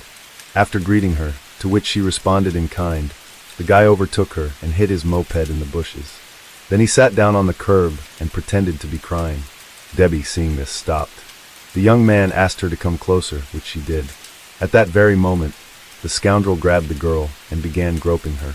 Snatching the bottle from her hands, he hurled it into the field, and then, with all his might, he struck Debbie on the head with a rock. The schoolgirl lost consciousness. Hiding her bicycle in the bushes, the pervert tried to rape the victim but failed. Enraged by the setback, he hit the girl with the rock once more. Debbie died from the injury sustained. The criminal hid the lifeless body in an abandoned car in the woods and fled on his moped. Later, Debbie Fisher's murderer also confessed to killing Norma O'Brien a year earlier, but he insisted that he had nothing to do with Sharon Pryor's death. At the time of her demise, the young man had a confirmed alibi, so he was not considered a suspect in this case. He was convicted only for the murders of the two other girls. However, given his minor status, the punishment was not too severe, a few years behind bars. Now, the former juvenile killer lives and works in Montreal. At the site where Sharon Pryor's body was discovered, the police collected a lot of evidence that should have led them to the murderer. The detectives hoped to solve this case within a matter of days, but reality proved far from their expectations. 13 months had passed, and the investigators still did not have a prime suspect against whom they could bring an official charge. Law enforcement officers questioned 38 individuals who had somehow crossed paths with the girl on that fateful evening. 6 of them were detained, as they fit the description. The police were particularly interested in Frank Daly, the manager of the pizzeria where Sharon was going to hang out. But in the end, everyone was released for lack of evidence. The victim's close friends were not overlooked either. All of them had alibis. Some were hanging out at the pizzeria, while others were watching a sports match at home. Gradually, the investigation reached a dead end. No fresh information was coming in, and all leads and clues turned out to be false. It seemed that the investigation had completely stalled everyone except the girls. Mother had given up. The woman could not come to terms with the loss, and continued to search for at least some details that would shed light on the circumstances of her daughter's death. She understood that on that evening, Sharon could hardly have walked far from the house. Around the same time the girl headed for the pizzeria, one of their neighbors was supposed to be returning from work. For years, he had been walking the same route every day. That ill-fated day was no exception, but the man claimed that he had not seen the girl on the trail. Considering that Sharon did not make it to Marina, she must have been intercepted almost immediately after parting with her friend. The perpetrator had a very narrow time window, but he managed to fit into it perfectly to abduct the schoolgirl without being seen by anyone. The investigators never managed to find a witness to the attack. It was as if it were the perfect crime. The grief-stricken mother was convinced that it was worth taking a closer look at all the residents of their street. One of them might have noticed a suspicious stranger, or recognized him if the attacker himself lived nearby. The detectives were inclined to believe that the killer and rapist was a fairly young guy who most likely still lived with his parents. In their opinion, he had certain mental deviations, perverted fantasies, or something similar that provoked rage and hatred towards women in him. The police suspected that this attack was not his first, and if the maniac was not stopped soon, it might not be the last. The investigators were also sure that several people were involved in the abduction and abuse of poor Sharon. The investigators considered the possibility that the elusive knife-wielding attacker, who had assaulted another girl named Cheryl around the same time, might have been involved in the crime. Back then, he was thwarted by passers-by, so the perpetrator was forced to flee. Thanks to witnesses, a verbal portrait of this man was compiled, but despite all the efforts of the police, he still could not be found. The likelihood that 2 maniac kidnappers would be operating simultaneously in one of the city's quietest neighborhoods was extremely low. Therefore, the detectives assumed that the attack on Cheryl and Sharon's murder were committed by the same person. The criminal's behavior indicated that he was well-oriented in the area. He managed to move about unnoticed, leaving no traces, and arousing no suspicion among local residents. The investigators agreed with the victim's mother most likely. The killer lived somewhere nearby. His nature was defined as sadistic. People with such perversions usually act according to a certain pattern. At first they present themselves as charming and sweet, trying to attract gullible victims. Having lured them into their nets, the sadists become increasingly cruel and demanding with each step. It all starts with control, then comes the turn of humiliation and outright abuse. It is according to this scenario that their love affairs with women often develop. But eventually, even this is not enough for the pervert. He turns into a predator who goes out to hunt for new victims. Given this, the police considered it necessary to carefully check all residents of the neighborhood who had convictions for harassment and domestic violence. But first and foremost, the investigators sought to track down the mysterious knife-wielding attacker who had targeted Cheryl. He fit the killer's profile: perfectly low communication skills, since he preferred to communicate with the help of a cold weapon, lack of success in life, and low intelligence. This personality type literally left its imprint on Sharon's mutilated body. Judging by the severity of the beatings, he was accustomed to getting his way not by persuasion or cunning, but by brute force. Obviously, the maniac could not restrain himself, easily flaring up with anger and instantly resorting to violence. The most terrifying realization was that the police were probably dealing with a serial killer who needed to be stopped as soon as possible. At the moment, the murderer was one step ahead of his pursuers. The law enforcement officers were making every effort to track him down, but at that time, many modern technologies that greatly facilitate the work of investigators did not yet exist. DNA analysis, surveillance cameras, tracking phones by geolocation, and so on. The detectives' hands were tied. They were acting too slowly and unprofessionally. The killer took advantage of this to strike again. 6 years after the discovery of Sharon's mutilated body, a 12-year-old schoolgirl named Tammy Lakey became the sadist's victim. It is quite possible that the inhuman decided to switch to defenseless little girls, confident in his impunity after the massacre of 16-year-old Sharon. The examination of Tammy's remains was carried out by the same experts who had investigated the murder of the maniac's first victim.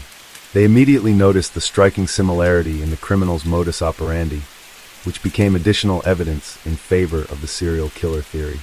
On March 20th, 1981, Tammy Lakey was visiting her grandmother. Like the previous victim, the girl disappeared a few blocks from the house where she was staying. The elderly woman was unwell and asked her granddaughter to go to the store, but she never returned. The only find on the girl's way to the store was her glasses, which were lying on the sidewalk. They were noticed by the schoolgirl's mother when she was returning home. The frightened woman immediately reported her daughter's disappearance to the police. Soon, a witness was found who had seen a man in a beige raincoat jump out of a small red car and forcibly push a screaming girl into the vehicle. That same evening, a barely alive Tammy was discovered out in the open.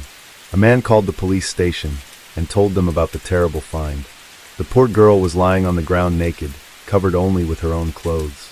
Medics desperately fought for the child's life, but the injuries were incompatible with life. The girl had been strangled. Although there were no signs of rape on her body, traces of male semen were found on her belongings. As in the previous case, the attacker acted sloppily, leaving behind a lot of evidence. But none of it brought the investigation closer to solving these horrific crimes. Despite the persistent efforts of the detectives, the investigation reached a dead end. At this time, similar attacks on young girls and little girls were also taking place in neighboring regions of Canada. In particular, in 1978, the body of 17-year-old Lisa Blaze was found dead in Montreal, just a few meters from her own home. Early in the morning, she was returning from a disco club when someone hit her hard on the head, raped, and killed her. The perpetrators of this crime were never found. There were so many similar cases that the police were simply lost in speculation as to whether all these cases were connected. In 2000, Sharon's mother turned to the police once again. The woman insisted on reanalyzing all the materials in her daughter's case. In the quarter century that had passed since then, science and technology had made a huge leap forward. Forensic scientists had at their disposal new, more effective, and accurate methods, particularly DNA analysis. But the answer that the grief-stricken mother received by mail a week later struck her to the very heart. It turned out that most of the physical evidence collected in the year of Sharon's death had mysteriously disappeared back in 1995. Among the few surviving items were only the girl's clothing and that of the alleged suspect. Forensic experts carefully examined the man's shirt found at the crime scene. They managed to isolate a DNA sample that did not belong to the victim herself. However, Even after cross-referencing with the genetic profile database, no match could be found. The obtained biological material was carefully preserved for future comparison with samples from potential suspects. Later, this find became the key to solving the chilling case. In June 2004, the police received information about a garage where the killer might have held Sharon captive. The detectives immediately went to the site, but despite a thorough search, they could not find a single piece of physical evidence that would tie the premises to the crime. Law enforcement officers seized 3 DNA samples, but none of them matched either the genetic material of the deceased schoolgirl or the biological traces on her clothing. In the end, this lead was deemed unpromising. The next unexpected turn in this high-profile case occurred in 2012. An unknown benefactor publicly announced a substantial monetary reward, as much as $10,000 for any information that would help track down the brutal murderer who had taken the lives of 2 young girls. This event suggested that the investigation had made progress, and the police had some new data at their disposal. For the convenience of all concerned citizens who would like to share their guesses and speculations with law enforcement, a special telephone hotline was opened. Although the investigation continued, as dozens of times before, no breakthrough was achieved.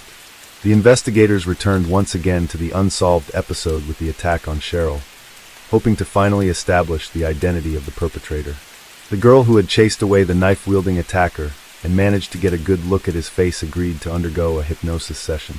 In an altered state of consciousness, she was shown photographs of various men, including the infamous serial killer William Patrick Fife. It was him that the witness identified as bearing a strong resemblance to that man. Patrick turned out to be a Canadian maniac, whose guilt in the deaths of 5 women in Montreal was proven in court. Although he himself claimed that he had at least 9 victims, the rest of the bodies could not be found. The detectives had long suspected that Fife might be involved in the murders of young girls, and had tried in every way to find a connection between him and these chilling crimes. However, the experienced murderer persistently denied his guilt, claiming that he had first taken someone's life no earlier than 1979.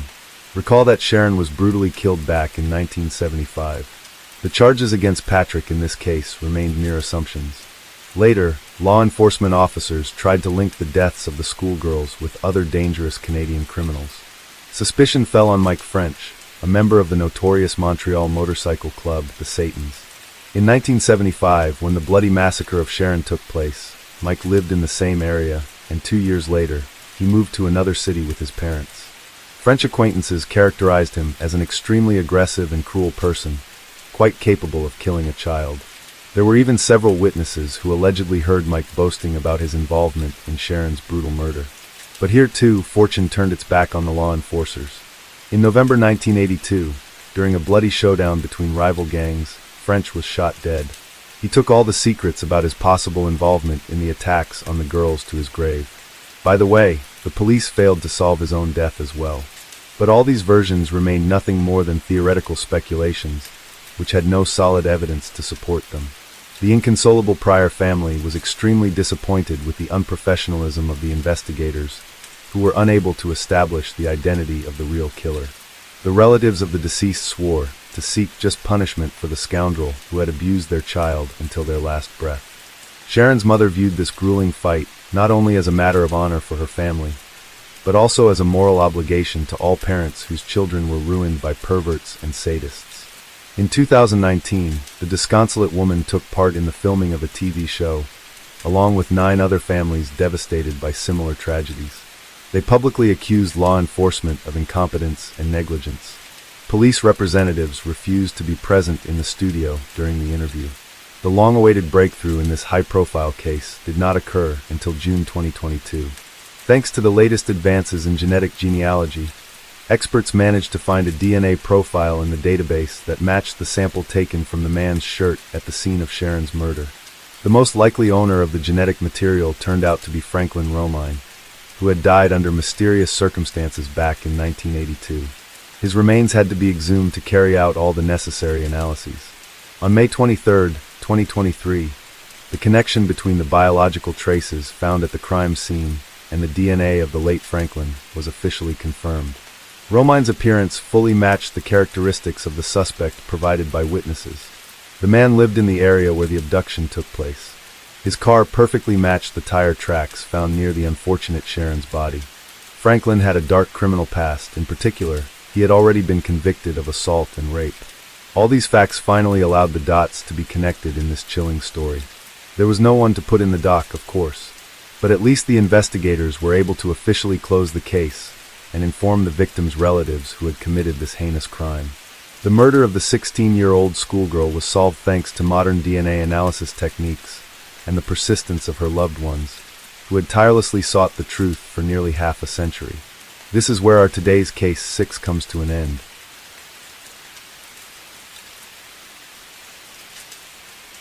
Case 7. Michalina Lewandowska was born in Poland to parents Jan and Miroslava Lewandowska. The couple had 2 other daughters in addition to Michalina. In 2005, when Michalina was 21, she met 19-year-old Marcin Kasprzyk. They met in a shop near her parents' home in Lesicin, a village in southwest Poland. The couple began dating, and within a year, Marcin proposed to Michalina. The couple moved from Poland to the UK in 2006 to find work and begin their new life together. In the UK, they moved into Marcin's parents' home in Finade Bridge. Their relationship had its ups and downs, but toward the end of 2007, Michalina was pregnant, and the couple welcomed his son in April of 2008. They named him Jakub. As the relationship continued to deteriorate, the couple called off the engagement. They still continued to live together, however, and Michalina held out hope that they'd work through their problems, particularly since they had a child. She continued to wear her engagement ring, never losing hope. But by 2011, it was clear to both Michalina and Marcin that there was no future for their relationship. Marcin didn't spend any time with Michalina, preferring to, instead, spend every day at the gym bodybuilding. Until one day, Marcin invited Michalina to take in some shopping with him and his friend, 18-year-old Patrick Boris. Given that Marcin had not wanted to spend any time with Michalina whatsoever recently, she was surprised but pleased. She wondered whether this might be a turning point, suspecting that Marcin's feelings may be softening toward her. With their 3-year-old son Jakub staying with Marcin's mother that day, Michalina eagerly went to put her makeup on in the bathroom. She could faintly hear the men outside of the bathroom talking. When she emerged from the bathroom, she immediately encountered Marcin and Patrick, with what she called a chilling smile on their faces. Without time to process what was happening, Marcin told Michalina that he wanted to show her something. That something was a 300,000-volt stun gun. He pulled it out of his pocket and told her he was going to show her how it worked. Then he shoved it against her neck. The electric shock the taser sent through her body was massive and agonizing. Marcin threw her to the floor and tossed her. She screamed for him to stop, but he was too strong. As she was convulsing in pain, the 220-pound or 100-kilogram bodybuilder put his knee and entire body weight on her chest to keep her down. At some point, he paused long enough for her to ask him if he planned to kill her. He told her that he was just taking her somewhere and to not be scared. Marcin and Patrick then used packing tape to cover Michalina's mouth and bind her wrists and ankles. Once fully bound, they tossed her again, then left her lie in the hallway for 6 hours. Michalina's mind raced. When the attack first began, she surmised that it may be some sort of cruel joke. But as she lay there barely conscious, it became clear what the 2 men's intentions were. She was determined to stay conscious, unsure of whether she'd ever wake up again if she did not. After nightfall arrived, the 2 men dragged a terrified Michalina into the kitchen. There, they discussed using a plastic bag, and Michalina was certain they were going to use one to suffocate her. But they didn't. Instead, they stuffed the fully bound young woman into a cardboard box, then began tightly securing it with packing tape. Michalina was not going down without a fight, though. She tried to scream through the tape covering her mouth, but Marcin just laughed and told her as calmly as someone exchanging "I have handed you for 4 years. You will never see your son again." Michalina would later recall, "I will never forget the look on his face." He was incredibly calm, which was even more worrying. The attackers finished sealing the box, carried it to Patrick's trunk, and placed it inside. They then drove quite a distance from what Michalina could tell. It was a remote wooded area. The men removed the box from the trunk and dragged their heavy cargo along the ground, Michalina feeling every painful rock they passed over on her back. The pair had pre-dug a shallow grave. They placed the box inside, then used a shovel to dump soil on top of her. And for good measure, they also placed an 88-pound or 40-kilogram tree trunk on top of the box to ensure Michalina would never get out alive. From within her cardboard prison, Michalina could hear a shovel digging the dirt, then the dirt hitting the box. She strained to hear what they were saying. She thought to herself, "This is it, I'm going to die." Still in intense pain, with her cramped and contorted position making it even worse, Michalina began to worry about suffocating. So she tried to calm herself and begin breathing as shallowly as possible. She laid still listening for the sound of her attacker's car driving off. She didn't dare attempt to escape if they were still there, knowing they would kill her if she were somehow able to emerge. She thought of her son and knew she had to escape for him. She refused to die and leave him motherless, and the thought of never seeing him again was too much to bear. So she waited and listened, but she didn't hear any sounds of a car leaving. So after it had been so long, she had to risk it. She thought surely they had to have left by now. It was time to strategize. She was helpless and pain-contorted, bound and buried alive in a cardboard box. Then, she suddenly realized that she actually had something that could help her. Ironically, it was the very thing that Marcin had given her to symbolize their love, her diamond engagement ring. She took it off and used the sharp edges of the diamond to first cut the tape around her wrists, and then her ankles. Then, she put it back on and went for the cardboard. She just kept cutting and slashing at it with her ring until she could get her hand through a hole. Then, she began frantically pulling and tearing where she made the hole, but the dirt just fell through it. It was all over her clothes, her hair, her face. Having also removed the tape on her mouth, she began screaming in hopes that someone would hear her and come save her. Receiving no response, she started kicking and clawing at the cardboard again. She was incredibly weak, but just kept trying. Then, she somehow managed a hole large enough in the box to fit her head through, and she pushed up as hard as she could through the earth until her head emerged through the top. It was still dark, but she could see trees, leaves, and the sky. She was desperate for the fresh air and took in as much as she could. She was covered in dirt and exhausted, but there was still much to be done. As far as she could tell, she was in the middle of nowhere, and getting her head out was not going to be enough to save her in the darkness of night with a variety of wildlife in the area. She was able to force her arms above the surface. That was the turning point for her. Once she achieved that, she knew she would make it. After having been buried alive for nearly an hour, Michalina freed the rest of her body. Then, fully exhausted, she staggered from the woods onto the road. She saw a car approaching and flagged it down. Thankfully, the driver stopped and was helpful. He called the police, who arrived within 15 minutes. She shared her harrowing story with them, then took them back to where she had emerged from her cardboard coffin. Police promptly located and arrested Marcin. They brought him in on suspicion of kidnapping and attempted murder. Marcin did not deny the attack, but claimed that he was not trying to kill Michalina. He told them he merely intended to scare her and was going to return to retrieve her. But they couldn't buy it, particularly since they quickly discovered that after burying Michalina, Marcin and Patrick used her ATM card to withdraw £500, then return home to play video games. By the time the investigation and subsequent trial were complete, they learned the true story. 25-year-old Marcin was an avid bodybuilder and had developed an addiction to anabolic steroids. That addiction often caused him to experience fits of rage. And once he learned that Michalina decided to leave him and return to Poland with their son, he decided to dispose of Michalina and raise Jakub, along with the help of his own mother. He concluded that the two of them could do a better job than Michalina. They learned that Marcin told Michalina that she was not as attractive as the women he saw at the gym, and that he had changed his Facebook status to single, hoping to start a relationship with another woman. Then, when he put his murder plan into action, he was disappointed because they didn't perform as advertised. He expected it to paralyze Michalina. In court, Michalina, who spoke Polish, described her experience through an interpreter. He was putting the soil on top of me. I wanted to reply. I wanted to put my 2 fingers through the hole, but I was afraid if he could see it, he may break my fingers with the shovel. She continued, I thought about my ring, that I could take it off my finger and try to cut the tape with it. She described how she could hear music from a nearby pub, so she knew she couldn't be too far from civilization. Marcin's defense then tried to argue the same thing Marcin told police, that he did not intend to kill her, but was only trying to scare her. He noted how the box the men placed Michalina in had 2 hand holes, through which she could breathe.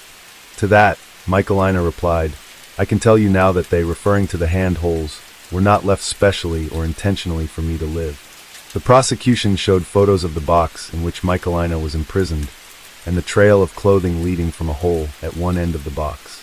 They described how police had to remove dirt to reveal parts of the box below, In January of 2020, Marcin Kasperczak was convicted of attempted murder and kidnapping and sentenced to 20 years in prison. Patrick Borys was found not guilty of attempted murder, but was found guilty of kidnapping and sentenced to 4.5 years. Both men were required to serve at least half of their sentences before they would be eligible for parole. But that half-sentence requirement won't matter for Marcin.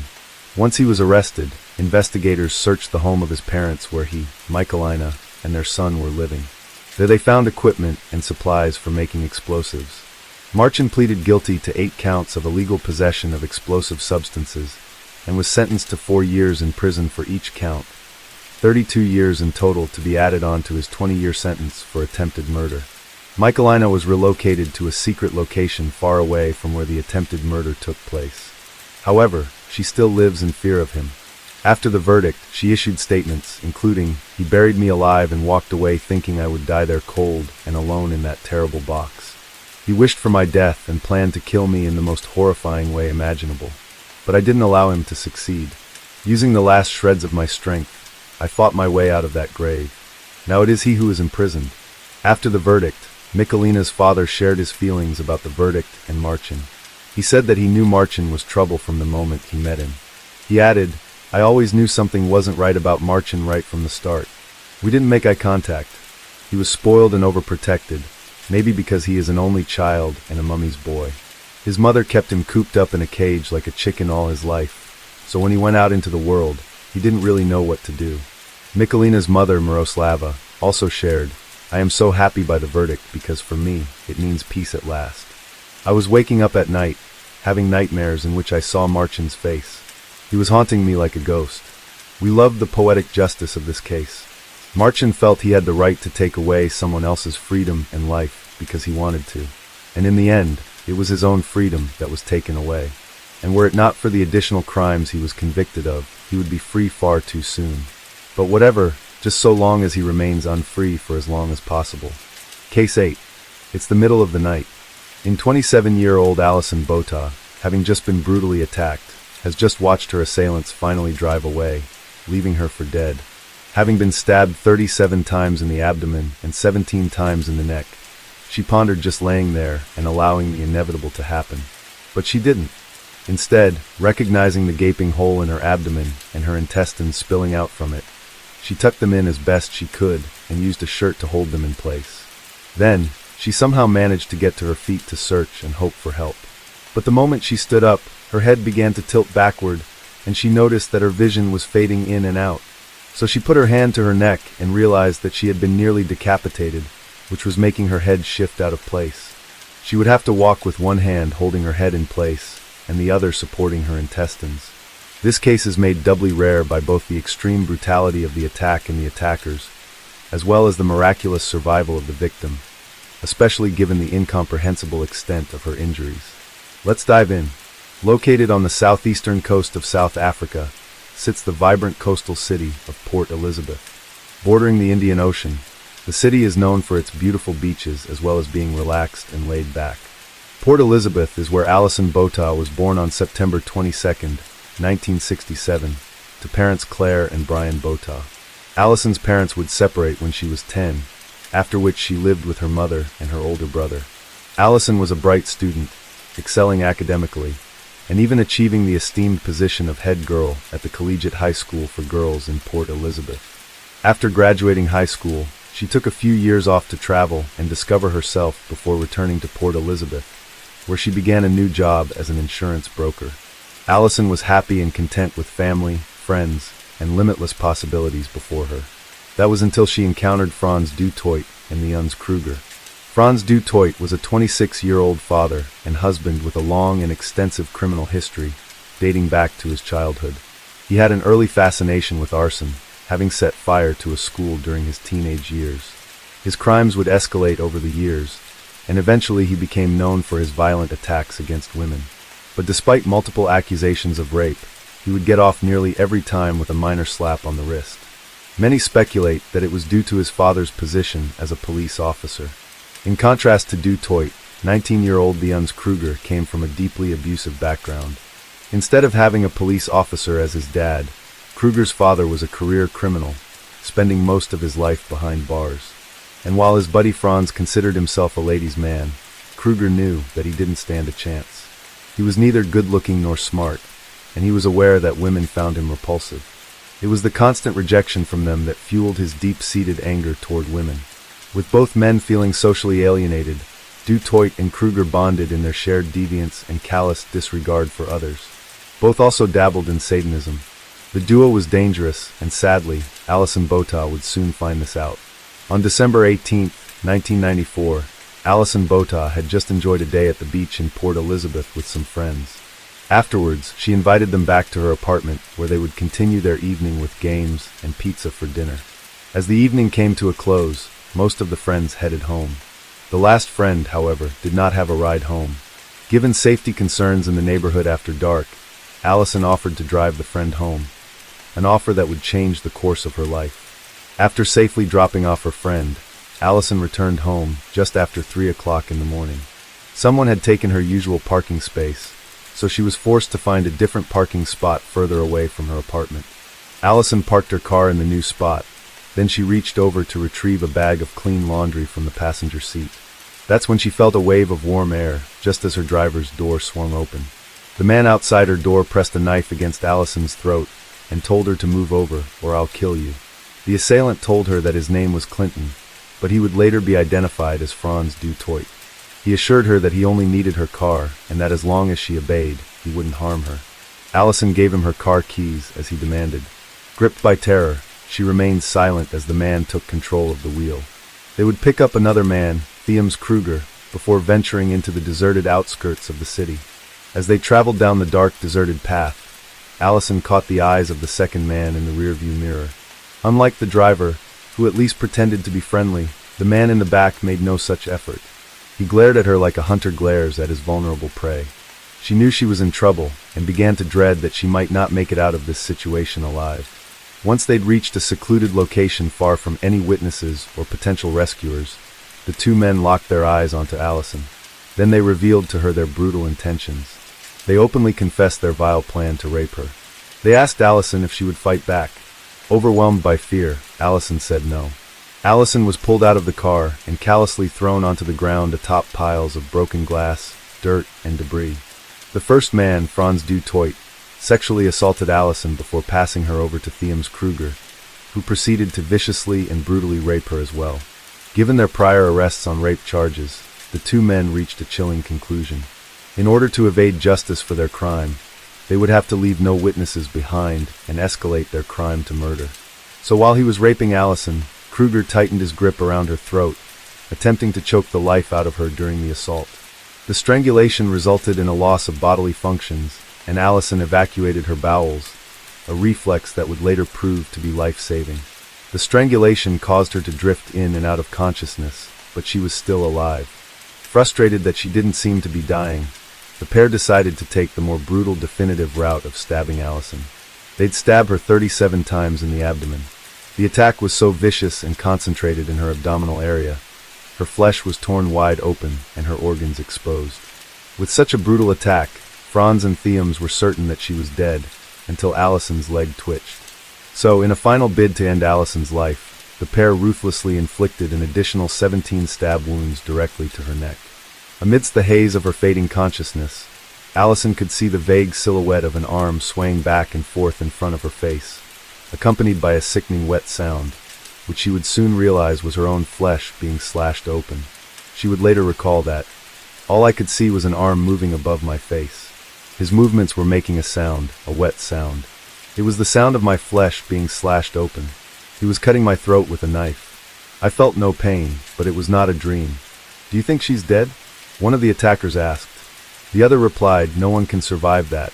Satisfied that Alison was, indeed, dead, Franz Du Toit and Theums Kruger talked amongst themselves, using each other's real names as they climbed back into Alison's car to drive back to the city. Leaving her for dead would turn out to be the deadly pair's costly mistake. Alison was lying on the ground, severely injured but miraculously still breathing. She was sure she was going to die, but was determined to leave a message behind before she did. She used her fingers to scrawl two names into the dirt, Franz and Theums. Below the names of her attackers, she added another message, this time to her family, "I love Mom." But despite her dire situation, and how easy it would be to just succumb to her life-threatening injuries, Allison was not ready to give up. She could see headlights in the distance through the bushes.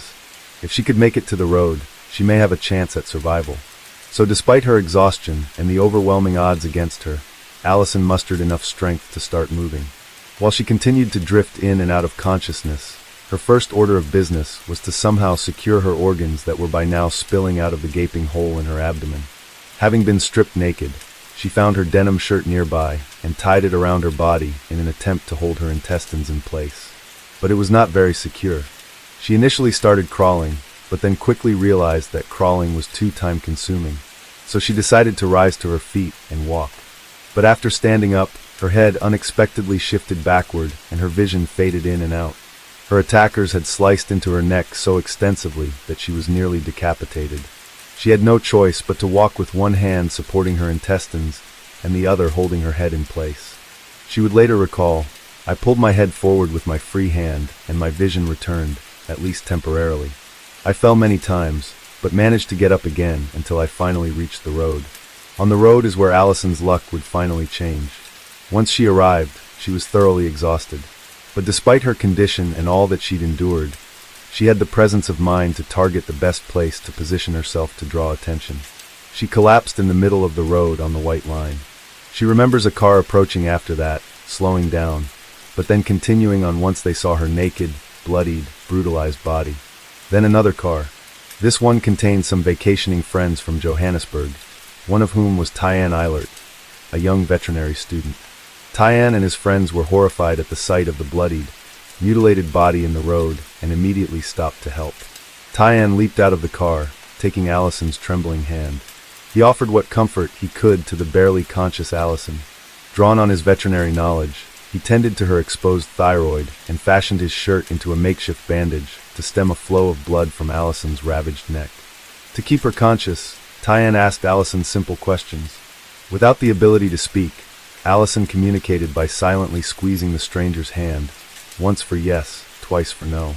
Tyann would later recall, "God put me on that road that night for a reason." He would spend a full 45 minutes talking with her, asking questions and comforting her, until an ambulance finally arrived after what should have been just a 15-minute drive. The paramedics' expressions upon first seeing Allison were telling. Anyone who saw her didn't think that she would make it through such a brutal attack. When it was time to move Allison to the ambulance, she refused to let go of Tyann's hand, so he rode along with her to the hospital. The hospital staff were shocked by the severity of Allison's injuries upon her arrival. One doctor, Alexander Angelov, later said that he'd never seen such severe injuries in his 16 years of practicing medicine. Despite being stabbed over 50 times miraculously, none of them hit any vital organs or arteries. And since her intestines had been emptied as a result of being strangled, her abdominal cavity never turned septic. An extremely life-threatening infection brought on by bacteria, common to originate in the intestines. And she also didn't develop any infections, even though her gaping wounds were covered with dirt. Defying all expectations, Allison managed to survive the extensive 3-hour surgery. As a result of her throat injuries, a breathing tube was inserted into her windpipe, and even though she was not able to speak, she was still able to identify the 2 men responsible from a photo lineup presented by detectives. She remembered everything about the attack, which helped authorities arrest Detroys and Kruger. Given their extensive criminal records, apprehending Detroys and Kruger was a straightforward task for the detectives. They were arrested the following day and presented to Allison in an in-person lineup. They utilized a one-way mirror to shield Allison from being seen by her attackers, South Africa's very first use of such a mirror. Although the pair attempted to alter their appearance, Allison easily picked them out of the lineup. Dubbed the Ripper Rapist by the media, the despicable pair faced a litany of charges, including kidnapping, rape, and attempted murder. When police brought Detroys in for questioning about Allison, he assumed it was regarding her murder, so when they informed him that she was still alive, he promptly confessed. He handed over a ring caked in blood that belonged to Allison. They definitely had their man. Detroys then claimed that he was possessed by a demon and needed an exorcism. Surprisingly, authorities arranged for a man in the cloth to perform the ritual, but not even an exorcism could protect Allison's assailants from facing justice. On June 12, 1995, the trial began. One of the defense lawyers withdrew to services for ethical reasons after familiarizing himself with the details of the case. Allison was able to face her attackers and testify against them. 3 other women would also step forward: a student who had earlier been raped by Detroit's, and a pregnant woman who had been raped by the 2 men just weeks before Allison's horrific attack. The attackers had warned the pregnant victim to not go to the police, which she promptly did once she was released. This likely fueled their determination to never leave any future witnesses alive. Sadly, after the pair had been arrested for the attack on the pregnant victim, they were quickly released. The 3rd woman who came forward had narrowly escaped the same harrowing fate around the same time as Allison's attack. She had noticed 2 men watching her as she pulled into a parking spot. She was quick to lock the doors as they sprinted towards her car. She would later recognize the 2 men from the news reports about Allison as the same men from that night. With the overwhelming evidence against them and impactful testimonies from their victims, on August 7, 1995, the verdict came back. Guilty on all charges. Horrified by the level of cruelty and violence in the case, the judge sentenced Franz Detroit's to 3 life sentences, while Fritz Kruber received 1 life sentence plus 25 years. Judge Chris Jansen would recall, "I needed to make it clear that they were a threat to society and should never be released." Unfortunately, all prisoners sentenced before October 2004 in South Africa are eligible for parole. Following the trial, Allison Botha descended into depression, not surprising given the harrowing experience she had endured. However, a ray of hope emerged when she reconnected with a friend who shared his own traumas and mental health struggles. Their connection deepened, leading to their marriage in February 1997 and later welcoming 2 sons. The encounter with Allison Botha that fateful night profoundly impacted Tyan Eilert, the young man who bravely came to her rescue. Tyan realized that his true calling lay in the field of medicine, where he would make a lasting difference in the lives of others. Motivated by the life-altering experience, he made the bold decision to change career paths to become a doctor. He and Allison remain friends to this day, and he even assisted with the delivery of one of Allison's sons. Over time, Allison channeled her nightmarish ordeal into a beacon of hope. In 1998, she published her survival memoir titled I Have Life, which resonated worldwide and became a bestseller, translated into 7 languages. Inspired by her remarkable story, Allison became a sought-after motivational speaker, traveling extensively to share her experiences and inspire other victims. Amidst these triumphs, a production company approached Allison to adapt her story into a film. She agreed to collaborate with director and writer Yuga Carlini, whose passion for her story was ignited by one of Allison's powerful speeches. During filming, Franz Detroit's contacted Carlini using a prison warden's cell phone. Despite inflicting unimaginable pain upon Allison and countless other women, he shamelessly offered an on-camera interview in exchange for a signed letter of forgiveness from Allison and profits from her book and speeches. He claimed that he was entitled to part of the profits since without him, she wouldn't have a story to tell. His offer was emphatically declined. The film was finished and released in 2016, becoming the first movie in the history of South African cinema to be selected for the Dance with Films of Los Angeles Indie Fest. In 2016, the Nelson Mandela Metropolitan University honored Allison with the Council Prestige Award, recognizing her commitment to empowering others. Franz Detroit is currently serving his sentence at Groovlay Prison, a maximum security prison located in the Free State province of South Africa, and housing inmates convicted of serious offenses. Thunes Kruger spends his days locked away in CMAX prison, located in Pretoria, South Africa. It is one of the most secure prisons in the country, housing inmates who, like Kruger, have been convicted of serious and violent crimes. It's designed to minimize the risk of escape and maintain a high level of security at all times. As of the making of this video in 2023, neither Franz Detroit nor Thunes Kruger have been granted parole. They remain in prison for their crimes. Case 9. By most anyone's standards, Sabrina Zunnick had a rough start in life. Struggling with drug and alcohol addiction, her parents, Susan Edwards and Mark Zunnick, spent most of their adult life in trouble with the law, typically caught between a revolving door of prison and probation. 10 years before Sabrina was born, her mother Susan spent 6 months in Marysville prison after being convicted of grand theft. And her father, diagnosed with schizophrenia, was known by police as a local drug dealer. By the time Sabrina was born on October 27, 1994, the couple had a string of charges and were crippled with addiction. Mark Zunich's mother advised him to visit a doctor about his mental health, but he refused and continued to deteriorate until Sabrina was placed in the care of her grandmother.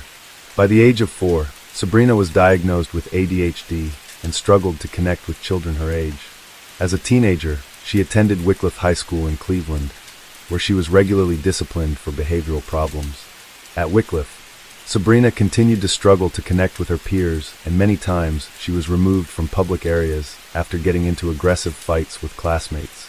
Eventually, at age 14, Sabrina was surrendered to the care system and sent to a group home run by Children's Services on the outskirts of Painesville. Sabrina would spend the next several years in and out of state care and different group homes. As she struggled through her teenage years, she was eventually diagnosed with oppositional defiant disorder, bipolar disorder, anxiety, and depression. In July of 2011, things finally began to look up for 16-year-old Sabrina. She was placed with the Neefels. Kevin and Lisa Neefel resided in Willoughby Hills, Ohio with their 2 daughters, Megan from Lisa's first marriage and their younger daughter, Haley. Lisa was a dedicated social worker who specialized in child abuse cases. She was committed to helping children in need, which led the couple to become foster parents.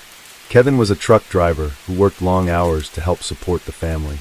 Sabrina quickly settled into the couple's home, which featured a sizable playhouse, swings, a trampoline, and a slide in the front yard. She would spend hours outside playing with her new sisters. Within 5 months of Sabrina being placed with the Neefels, she had begun getting good grades in school for the first time in her life. However, life at home wasn't as smooth as it seemed. Problems began to surface as Sabrina grew increasingly jealous of Megan and Haley, convinced that her foster parents favored the 2 girls over her, and resenting the preferential treatment she believed they received. Sabrina directed much of her anger toward Lisa, leading to regular arguments between the two. With tensions running high, Sabrina found herself growing closer to Kevin, who would return from his long trips and try to calm the situations. The couple reminded themselves about the horrific upbringing that Sabrina had and took steps to try to make her feel more included. Kevin would take Sabrina out alone to both appease his wife and to help Sabrina settle into family life. But that was where the issues began. As Sabrina and Kevin grew closer, family and friends would notice strange behavior between the pair. They were overly friendly, and instead of acting like a father and daughter, they would make uncomfortable sexual jokes in front of others. Lisa also picked up on the oddness of their interactions. She even sent text messages to Kevin about it. In them, she wrote, "By the spring of 2012, Kevin and Sabrina were having a full-blown affair." Despite the 25-year age gap between 17-year-old Sabrina and 42-year-old Kevin, since Ohio's legal age of consent is 16, the relationship between the two was actually legal based on age alone. But given the authority that parents have in such a relationship, it is extremely illegal for foster parents to be involved in romantic relationships with their fosters, no matter their age. Kevin groomed Sabrina, sleeping with her in and out of their shared home, and he would pay her for photos of herself to look at while he was away for work. The pair snuck around together without Lisa's knowledge, laughing at her for being so trusting and believing that Kevin was really helping Sabrina. Over the course of that summer, Lisa and Kevin fought often, and the subject of divorce was mentioned. Not wanting to lose Sabrina, Kevin even spoke with a social worker about the possibility of Sabrina staying under his care if they were to divorce. Meanwhile, Kevin and Sabrina continued their affair. Kevin would get up early to drop Sabrina off at Willoughby South High School and pull over during the ride to have relations with her. By all accounts, Sabrina was thriving at her new school. She was always on time, never failed a class, and had begun speaking with her teachers about the possibility of going to cosmetology school once she graduated.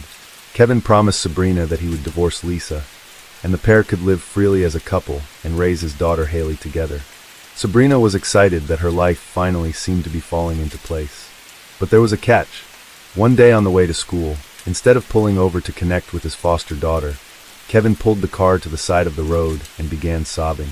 He told Sabrina how he couldn't take it anymore in detail the fight he had with Lisa the previous evening. Kevin told Sabrina that his wife was worth more to him dead than alive. He told her about an $800,000 life insurance policy they had on Lisa.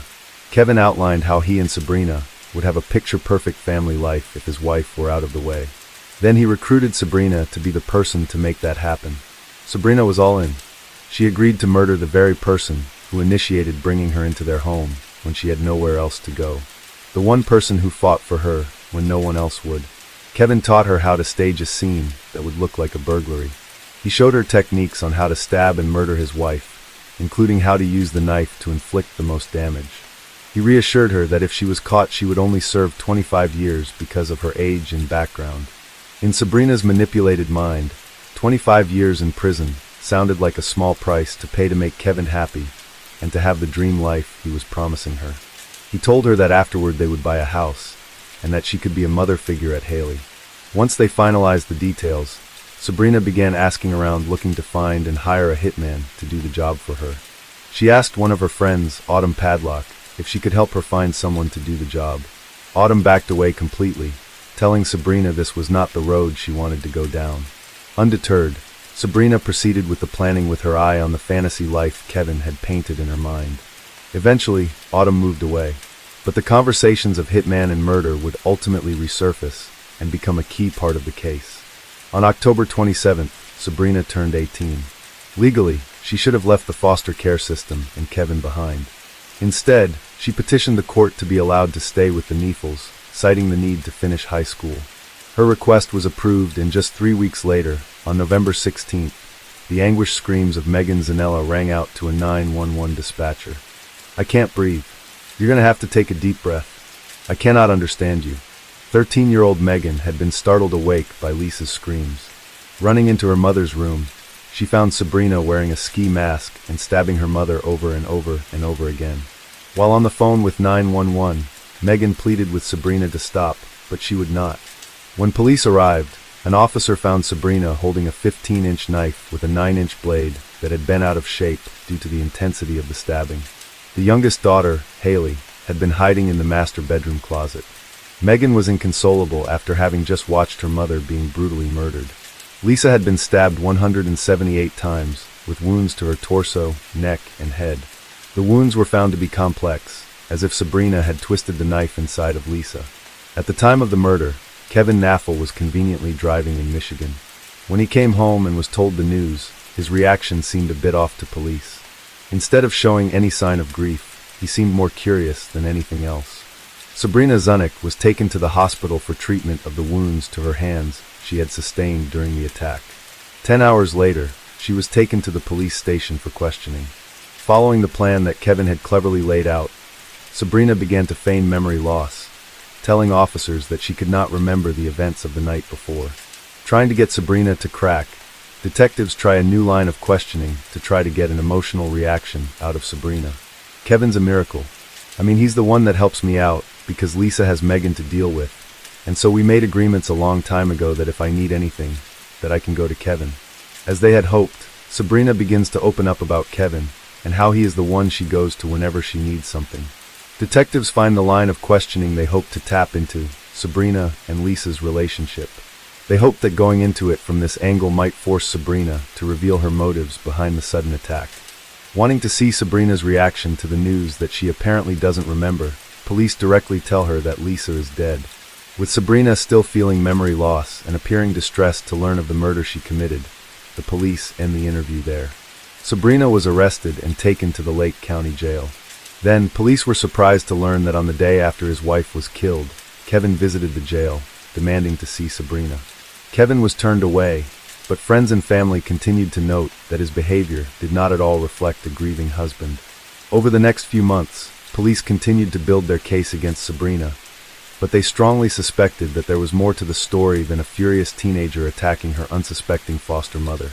Police attempted to question Kevin under the pretense of asking about Lisa's work. "Okay." Police noted how Kevin refused to make eye contact, looked down, and appeared to be nervous when questions were asked about the night of the attack. But Kevin had an alibi. He was over 300 miles away that night, and with Sabrina's silence, police could not build a case. Over the following months after his wife's murder, Kevin wasted no time cashing in on Lisa's life insurance policy. He remodeled his home, took flying lessons, installed a swimming pool, purchased expensive cars, and even bought a $225,000 home in Florida. Far from acting like a grieving husband, Kevin indulged in a lavish lifestyle, seemingly comfortable knowing that the 18-year-old girl he had groomed to do his dirty work was taking the fall for him. His actions spoke volumes, and Sabrina Zunick was watching. Initially, Sabrina refrained from implicating Kevin in the murder. But as she observed his post-crime behavior, collecting life insurance money, accumulating assets, and distancing himself from her, she began feeling abandoned and betrayed. By May 2013, the betrayal drove Sabrina to enter proffer negotiations with detectives.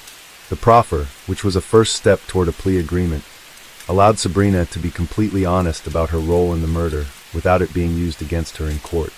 It gave her the chance to reveal Kevin's role in orchestrating the crime and all of the manipulation that led up to it. Kevin was cooked. With the agreement in place, Sabrina divulged to police that it was Kevin who conspired with her to murder Lisa Naffel. For the first time, Sabrina outlined to detectives the motives for the attack. She described how Kevin had manipulated her into believing that killing Lisa was the only way they could be together. Sabrina told detectives how Kevin said that Lisa was worth more to him dead than alive, and how, after he convinced her to proceed with the murder, Kevin purchased 2 life insurance policies for Lisa, totaling over $750,000. Sabrina said she had been convinced that murder was the only way. She told detectives how, for the first time in her life, she was happy in a home and didn't want anything to take her away from Kevin and the security he provided. So when Kevin came to Sabrina with a plan to murder Lisa, she said she felt that she couldn't say no. With Sabrina's statements, police began building a case against Kevin. In the process, they began reaching out to anyone who might be able to back up Sabrina's version of events. Enter Autumn Pavlik, Sabrina's old friend, who she had once asked to help her find the hitman. Autumn had moved away shortly before Lisa was killed, but always remembered the chilling conversations she had with Sabrina in the weeks leading up to her death. Officers visited Autumn in California and asked her if she would be willing to call Kevin and leave him a message that she needed to speak to him about something important. According to both Sabrina and Autumn, Kevin knew about the hitman request, and detectives were hoping that hearing Autumn's voice again might cause him to panic. It worked. Kevin returned Autumn's call, unaware that the phone call was being recorded by investigators. On the call, Autumn tells Kevin that she is worried about being dragged into the case in the event that the hitman conversation was ever discovered. Kevin reassured Autumn that there was nothing she could be dragged into, but generally remained vague. Since the call didn't yield any useful information, investigators changed tactics. By early July, with Autumn back in Ohio visiting family, they asked her to go to Kevin's home wearing a wire, hoping to catch him off guard. Autumn went inside and stayed for 43 minutes, repeatedly voicing her fears about being arrested over the hitman conversation. Despite her efforts, Kevin continued to deflect, dismissing Autumn's concerns by saying, "Sabrina said a lot of damn things." Investigators would not get any information of value from the conversation, but they were more determined than ever to solidify their case. They looked into Kevin and Sabrina's phone records, desperate to find something that would corroborate Sabrina's confession. It was there that they struck gold. Detectives found that between November 1st and November 16th, 2012, Kevin and Sabrina had exchanged nearly 1,500 text messages, a whopping 78 of which were made in the very short and critical 5 to 6 hour time frame before Lisa's murder.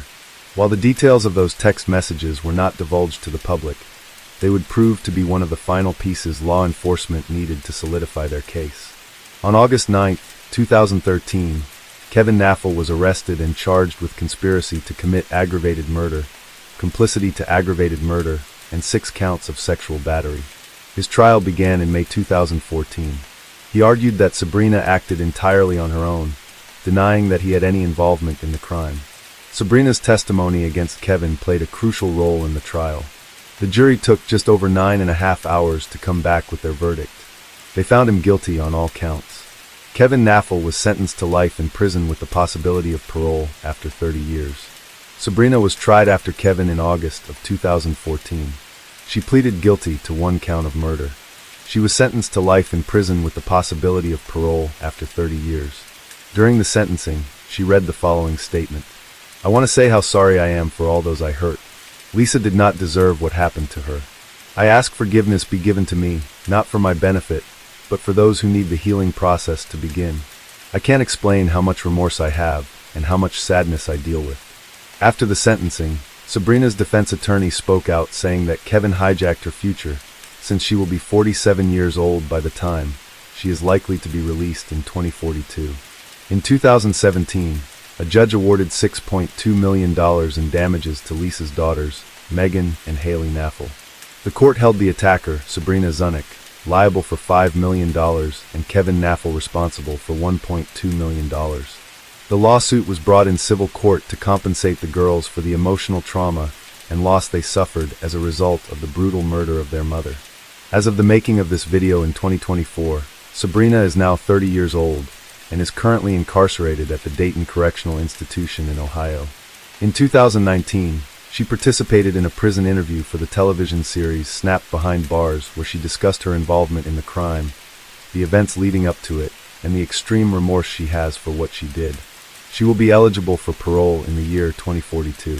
Kevin Naffel, now 54, is serving his sentence at the Lake Area Correctional Institution, where he was admitted in 2014. He is kept below profile, and there is no publicly available information on his prison life. Given his minimum 30-year sentence, plus the additional 12 years for the sexual battery charge, the Department of Corrections has his expected release or parole eligibility date set to the year 2055. We hope this video did justice to Lisa Naffel. Many expressed mixed emotions about Sabrina.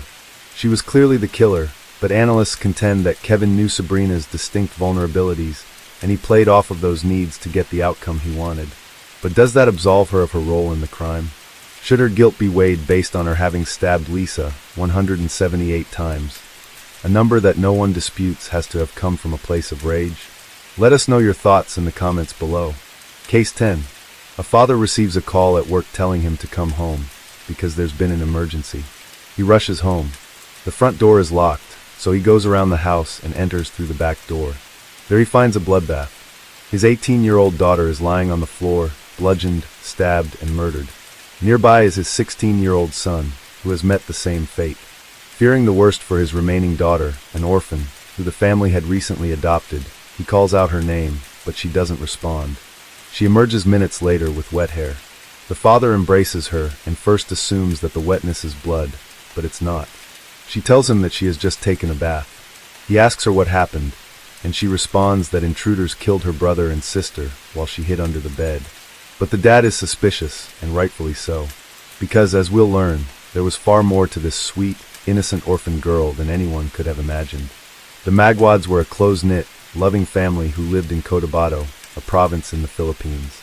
The father of the family, Cruz, was a high school teacher who taught at the local high school, and the mother, Lovella, was a principal at the local elementary school. As educators, they were not wealthy, but they lived comfortably. The couple had 2 children, and in 2021, 18-year-old Crizzle Gwynn was the oldest and was attending nursing school, while their younger child, 16-year-old Crizzle Luis, had his eye on becoming a lawyer. Both were honor students with hearts bigger than life. That same year, 2021, Gwynn met 17-year-old Janice Sebio at an event they were both attending. Janice, who was sometimes referred to in the media as Christine, was there with the family that she worked for, who were friends of the Magwads. Janice and Gwynn instantly hit it off. As the two became closer, both Gwynn and her brother Luis began to learn more about Janice's background. Janice shared that she was an orphan with no memory before the age of 8. She said that she was basically a servant working both day and night for the family that hired her. She looked after their 2 young children, cooked their meals, and cleaned up after them, all of which prevented her from pursuing her education. She said that despite her long hours working, she barely had any money. Both Gwynn and Luis were heartbroken about Janice's desperate and unfortunate situation. So Gwynn pleaded with her parents to adopt Janice to give her a better life and allow her to finish school. The parents were initially reluctant since space in their home was limited, but their children felt so strongly about wanting to help this young orphan that they'd come to love that Luis even selflessly offered to give up his room so that Janice could sleep in it. He offered to sleep on the couch in the living room to make it happen. The parents finally gave in, figuring that they were called on by God to help this young orphan in need. Janice was welcomed into their home and moved into Luis's room. And by July of 2021, the adoption of Janice by the Magwads was official. Both the parents and the children were all in. The parents treated Janice as they did their children, showering her with love, support, and assurances that they'd always be there for her. And Gwynn and Luis continued showing her the friendship and now sibling love that they were so eager to give her.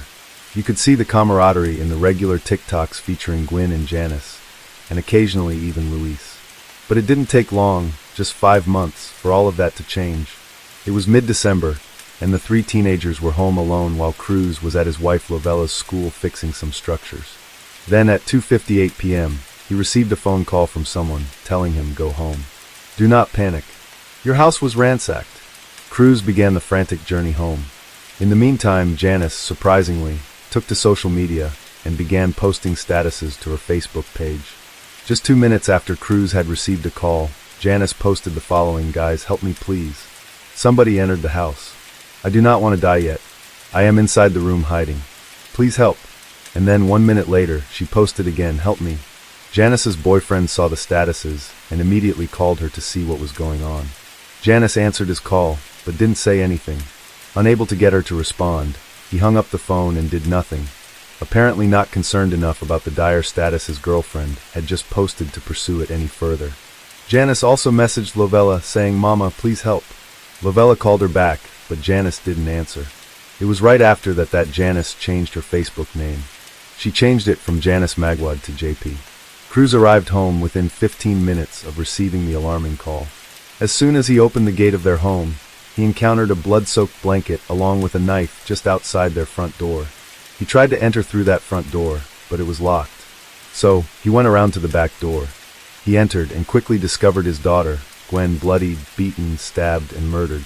And then he saw of his beloved son, Luis, who had suffered the same brutal slaying, and was also hogtied and gagged. Knowing that Janice was also supposed to be home, Cruz called out for her, but she didn't respond. She emerged a few moments later, unharmed and with wet hair. Cruz initially thought she was hurt, and that her hair was wet because it was bloody, but she told him that she took a bath after the attackers left to calm herself down. Police arrived on the scene within minutes and questioned Janice about what occurred. She reported that 3 men broke into the home to rob them. They first attacked Luis and killed him. She said that she then ran into a bedroom, locked the door, and hid under the bed. Then she heard them beat and kill Gwen. Investigators diligently processed the crime scene. They immediately noted that the extreme brutality of the murders represented a level of high rage and anger by the attackers, which was not typical of a robbery. They identified broken bottles, a hammer, and a baseball bat at the scene, the latter 2 of which were determined to be the murder weapons. Both victims were bludgeoned with the bat. Gwen was also stabbed 21 times. Investigators noted at the scene that blood from her wounds had already dried up, and rigor mortis, or the stiffening of the joints that occurs after death, had set in. Ants had even already begun to ascend onto her body. Luis had been stabbed 51 times, but the blood from his wounds was still fresh, and rigor mortis had not yet set in. It would take a medical examiner a full 2 days before they could complete the autopsy, given the sheer volume and extreme extent of the siblings' wounds. It was that level of brutality that initially eliminated Janice from the radar as a suspect, with police figuring that such a seemingly innocent young girl could not possibly carry out such a heinous act. But they soon began to have their suspicions about the only survivor of this off-the-rails violent attack, and so did Cruz. For starters, after finding out that the hammer was used as a murder weapon, Cruz immediately noted that he, Gwen, and Janice were the only ones who knew where the hammer was located. He stated, also, Janice's story about hiding in the room seemed implausible since the attackers had ransacked the room she claimed she was hiding in. Given the level of disarray in the room, if she were hiding in it, she would most certainly have been discovered. Next, once the crime scene was cleared, Cruz and Lovella searched their home to try to discover exactly what the alleged robbers-turned-murderers had stolen. But the only items they found missing were the phones of their murdered children. And then there were those Facebook posts that allegedly took place in real time while the attacks were taking place. Both the public and investigators found it odd that someone under such life-threatening peril would take the time and be of the mindset to write out such an extensive message, spell it all correctly, and even include sad-faced emojis during a time that should invoke sheer terror. Even harder to believe was that during the brutal murderous attack, Janice found it the perfect time to update her Facebook name. And of course, why had Janice taken a bath? While it was possible she took the bath to calm down, as she told Cruz, the more sinister speculation was that she was cleaning herself up after the brutal slaying and washing away evidence. Overall, most people found it inconceivable that someone who feels safe enough to make themselves vulnerable in a bathtub just moments after the brutal slaying of her family members. And then there was the fact that the siblings' times of death did not at all coincide with Janice's account of the events. Given the state of Gwen's dried blood and rigor mortis, it was clear that she was killed before Luis, contrary to the account Janice gave of Luis being killed first. Lovella also noted, and found it odd, that the day of the murders was the first day that Janice had called Cruz and Lovella Mama and Papa. And others, not even close to the case, had their suspicions as well. Hearing of the brutal murder, and not pleased with the lack of media coverage or arrests, the general public began trending the hashtag Justice for Magwad's siblings to place pressure on investigators. Then, taking matters into their own hands, they, along with news organizations, began researching the origins of this mysterious orphan who appeared seemingly out of nowhere. That's when it was discovered that the orphan Janice was not actually an orphan at all. They unearthed a photo taken in 2013, which is believed to have been Janice alone on a ship. Numerous people tried to help locate her family, but they were unsuccessful. Nothing was known about her life or whereabouts during the years after that photo. But what a local news did uncover afterward was that Janice's biological parents, Michelle and Juanito Sibio, were indeed alive. They had separated years ago, and Janice also had 3 other siblings. Janice had been communicating with her mother via Facebook Messenger the entire time she was living with the Magwads. Meanwhile, identification belonging to a 17-year-old male was found in Janice's room. Police called Janice in to ask her whether she knew the person depicted in the ID. To their surprise, she said yes, then proceeded to confess that she carried out the murders with the 17-year-old, who remained unnamed due to him being underage. By this time, hard evidence had also begun to come in, the most significant of which was that Janice's fingerprints matched the fingerprints on the baseball bat. Police tracked down the 17-year-old suspect and apprehended him. They found Nguyen's cell phone in his bag and learned that he and Janice had been planning the murder via Facebook Messenger for 10 days before the murder. Janice told police that she was jealous and angry of her siblings and that she murdered them for attention. And while Janice did not divulge many of the details surrounding the murders, she did divulge that at some point Nguyen managed to escape the home briefly, but she returned to save her little brother and little sister, not realizing that her little sister was behind it all. She also admitted that while she was stabbing Nguyen, that Nguyen cried out, "This is just a dream. This is just a dream. I am still going to be a doctor. I don't know what wrong I did to you. Janice, I love you very much." After hearing Janice's confession, Cruz was convinced that Janice hated his daughter and wanted to take her place. He and others also recalled how Janice was obsessed with the movie The Orphan, which depicted an orphan who was adopted and tried to kill her family. The case was closed in just 6 days. And in January 2022, Janice and the 17-year-old, both minors, were charged with murder. Both killers were found guilty and sentenced to 32 years in prison, without the possibility of parole prior to then.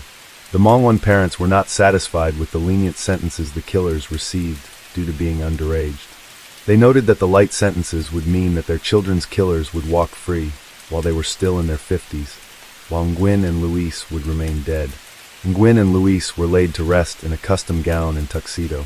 Once Janice's biological mother, Michelle, was tracked down, she shared how poverty had led her to not be able to care for her daughter. Janice's biological mother also visited the Mongwan parents to apologize for the actions of her daughter. She knelt before them and apologized. The Mongwans pulled her up and told her that there was no need to kneel, but asked if she could try to get Janice to give details about what happened that night. She tried, but was not allowed to see her. The Mongwan parents are trying to move on from the tragic death of their beloved children. In August of 2022, they opened a restaurant called Casa M&M in remembrance of Nguyen and Luis, serving some of their favorite dishes. They attend therapy and continue to try to heal, and they take comfort in continuing to love and care for others.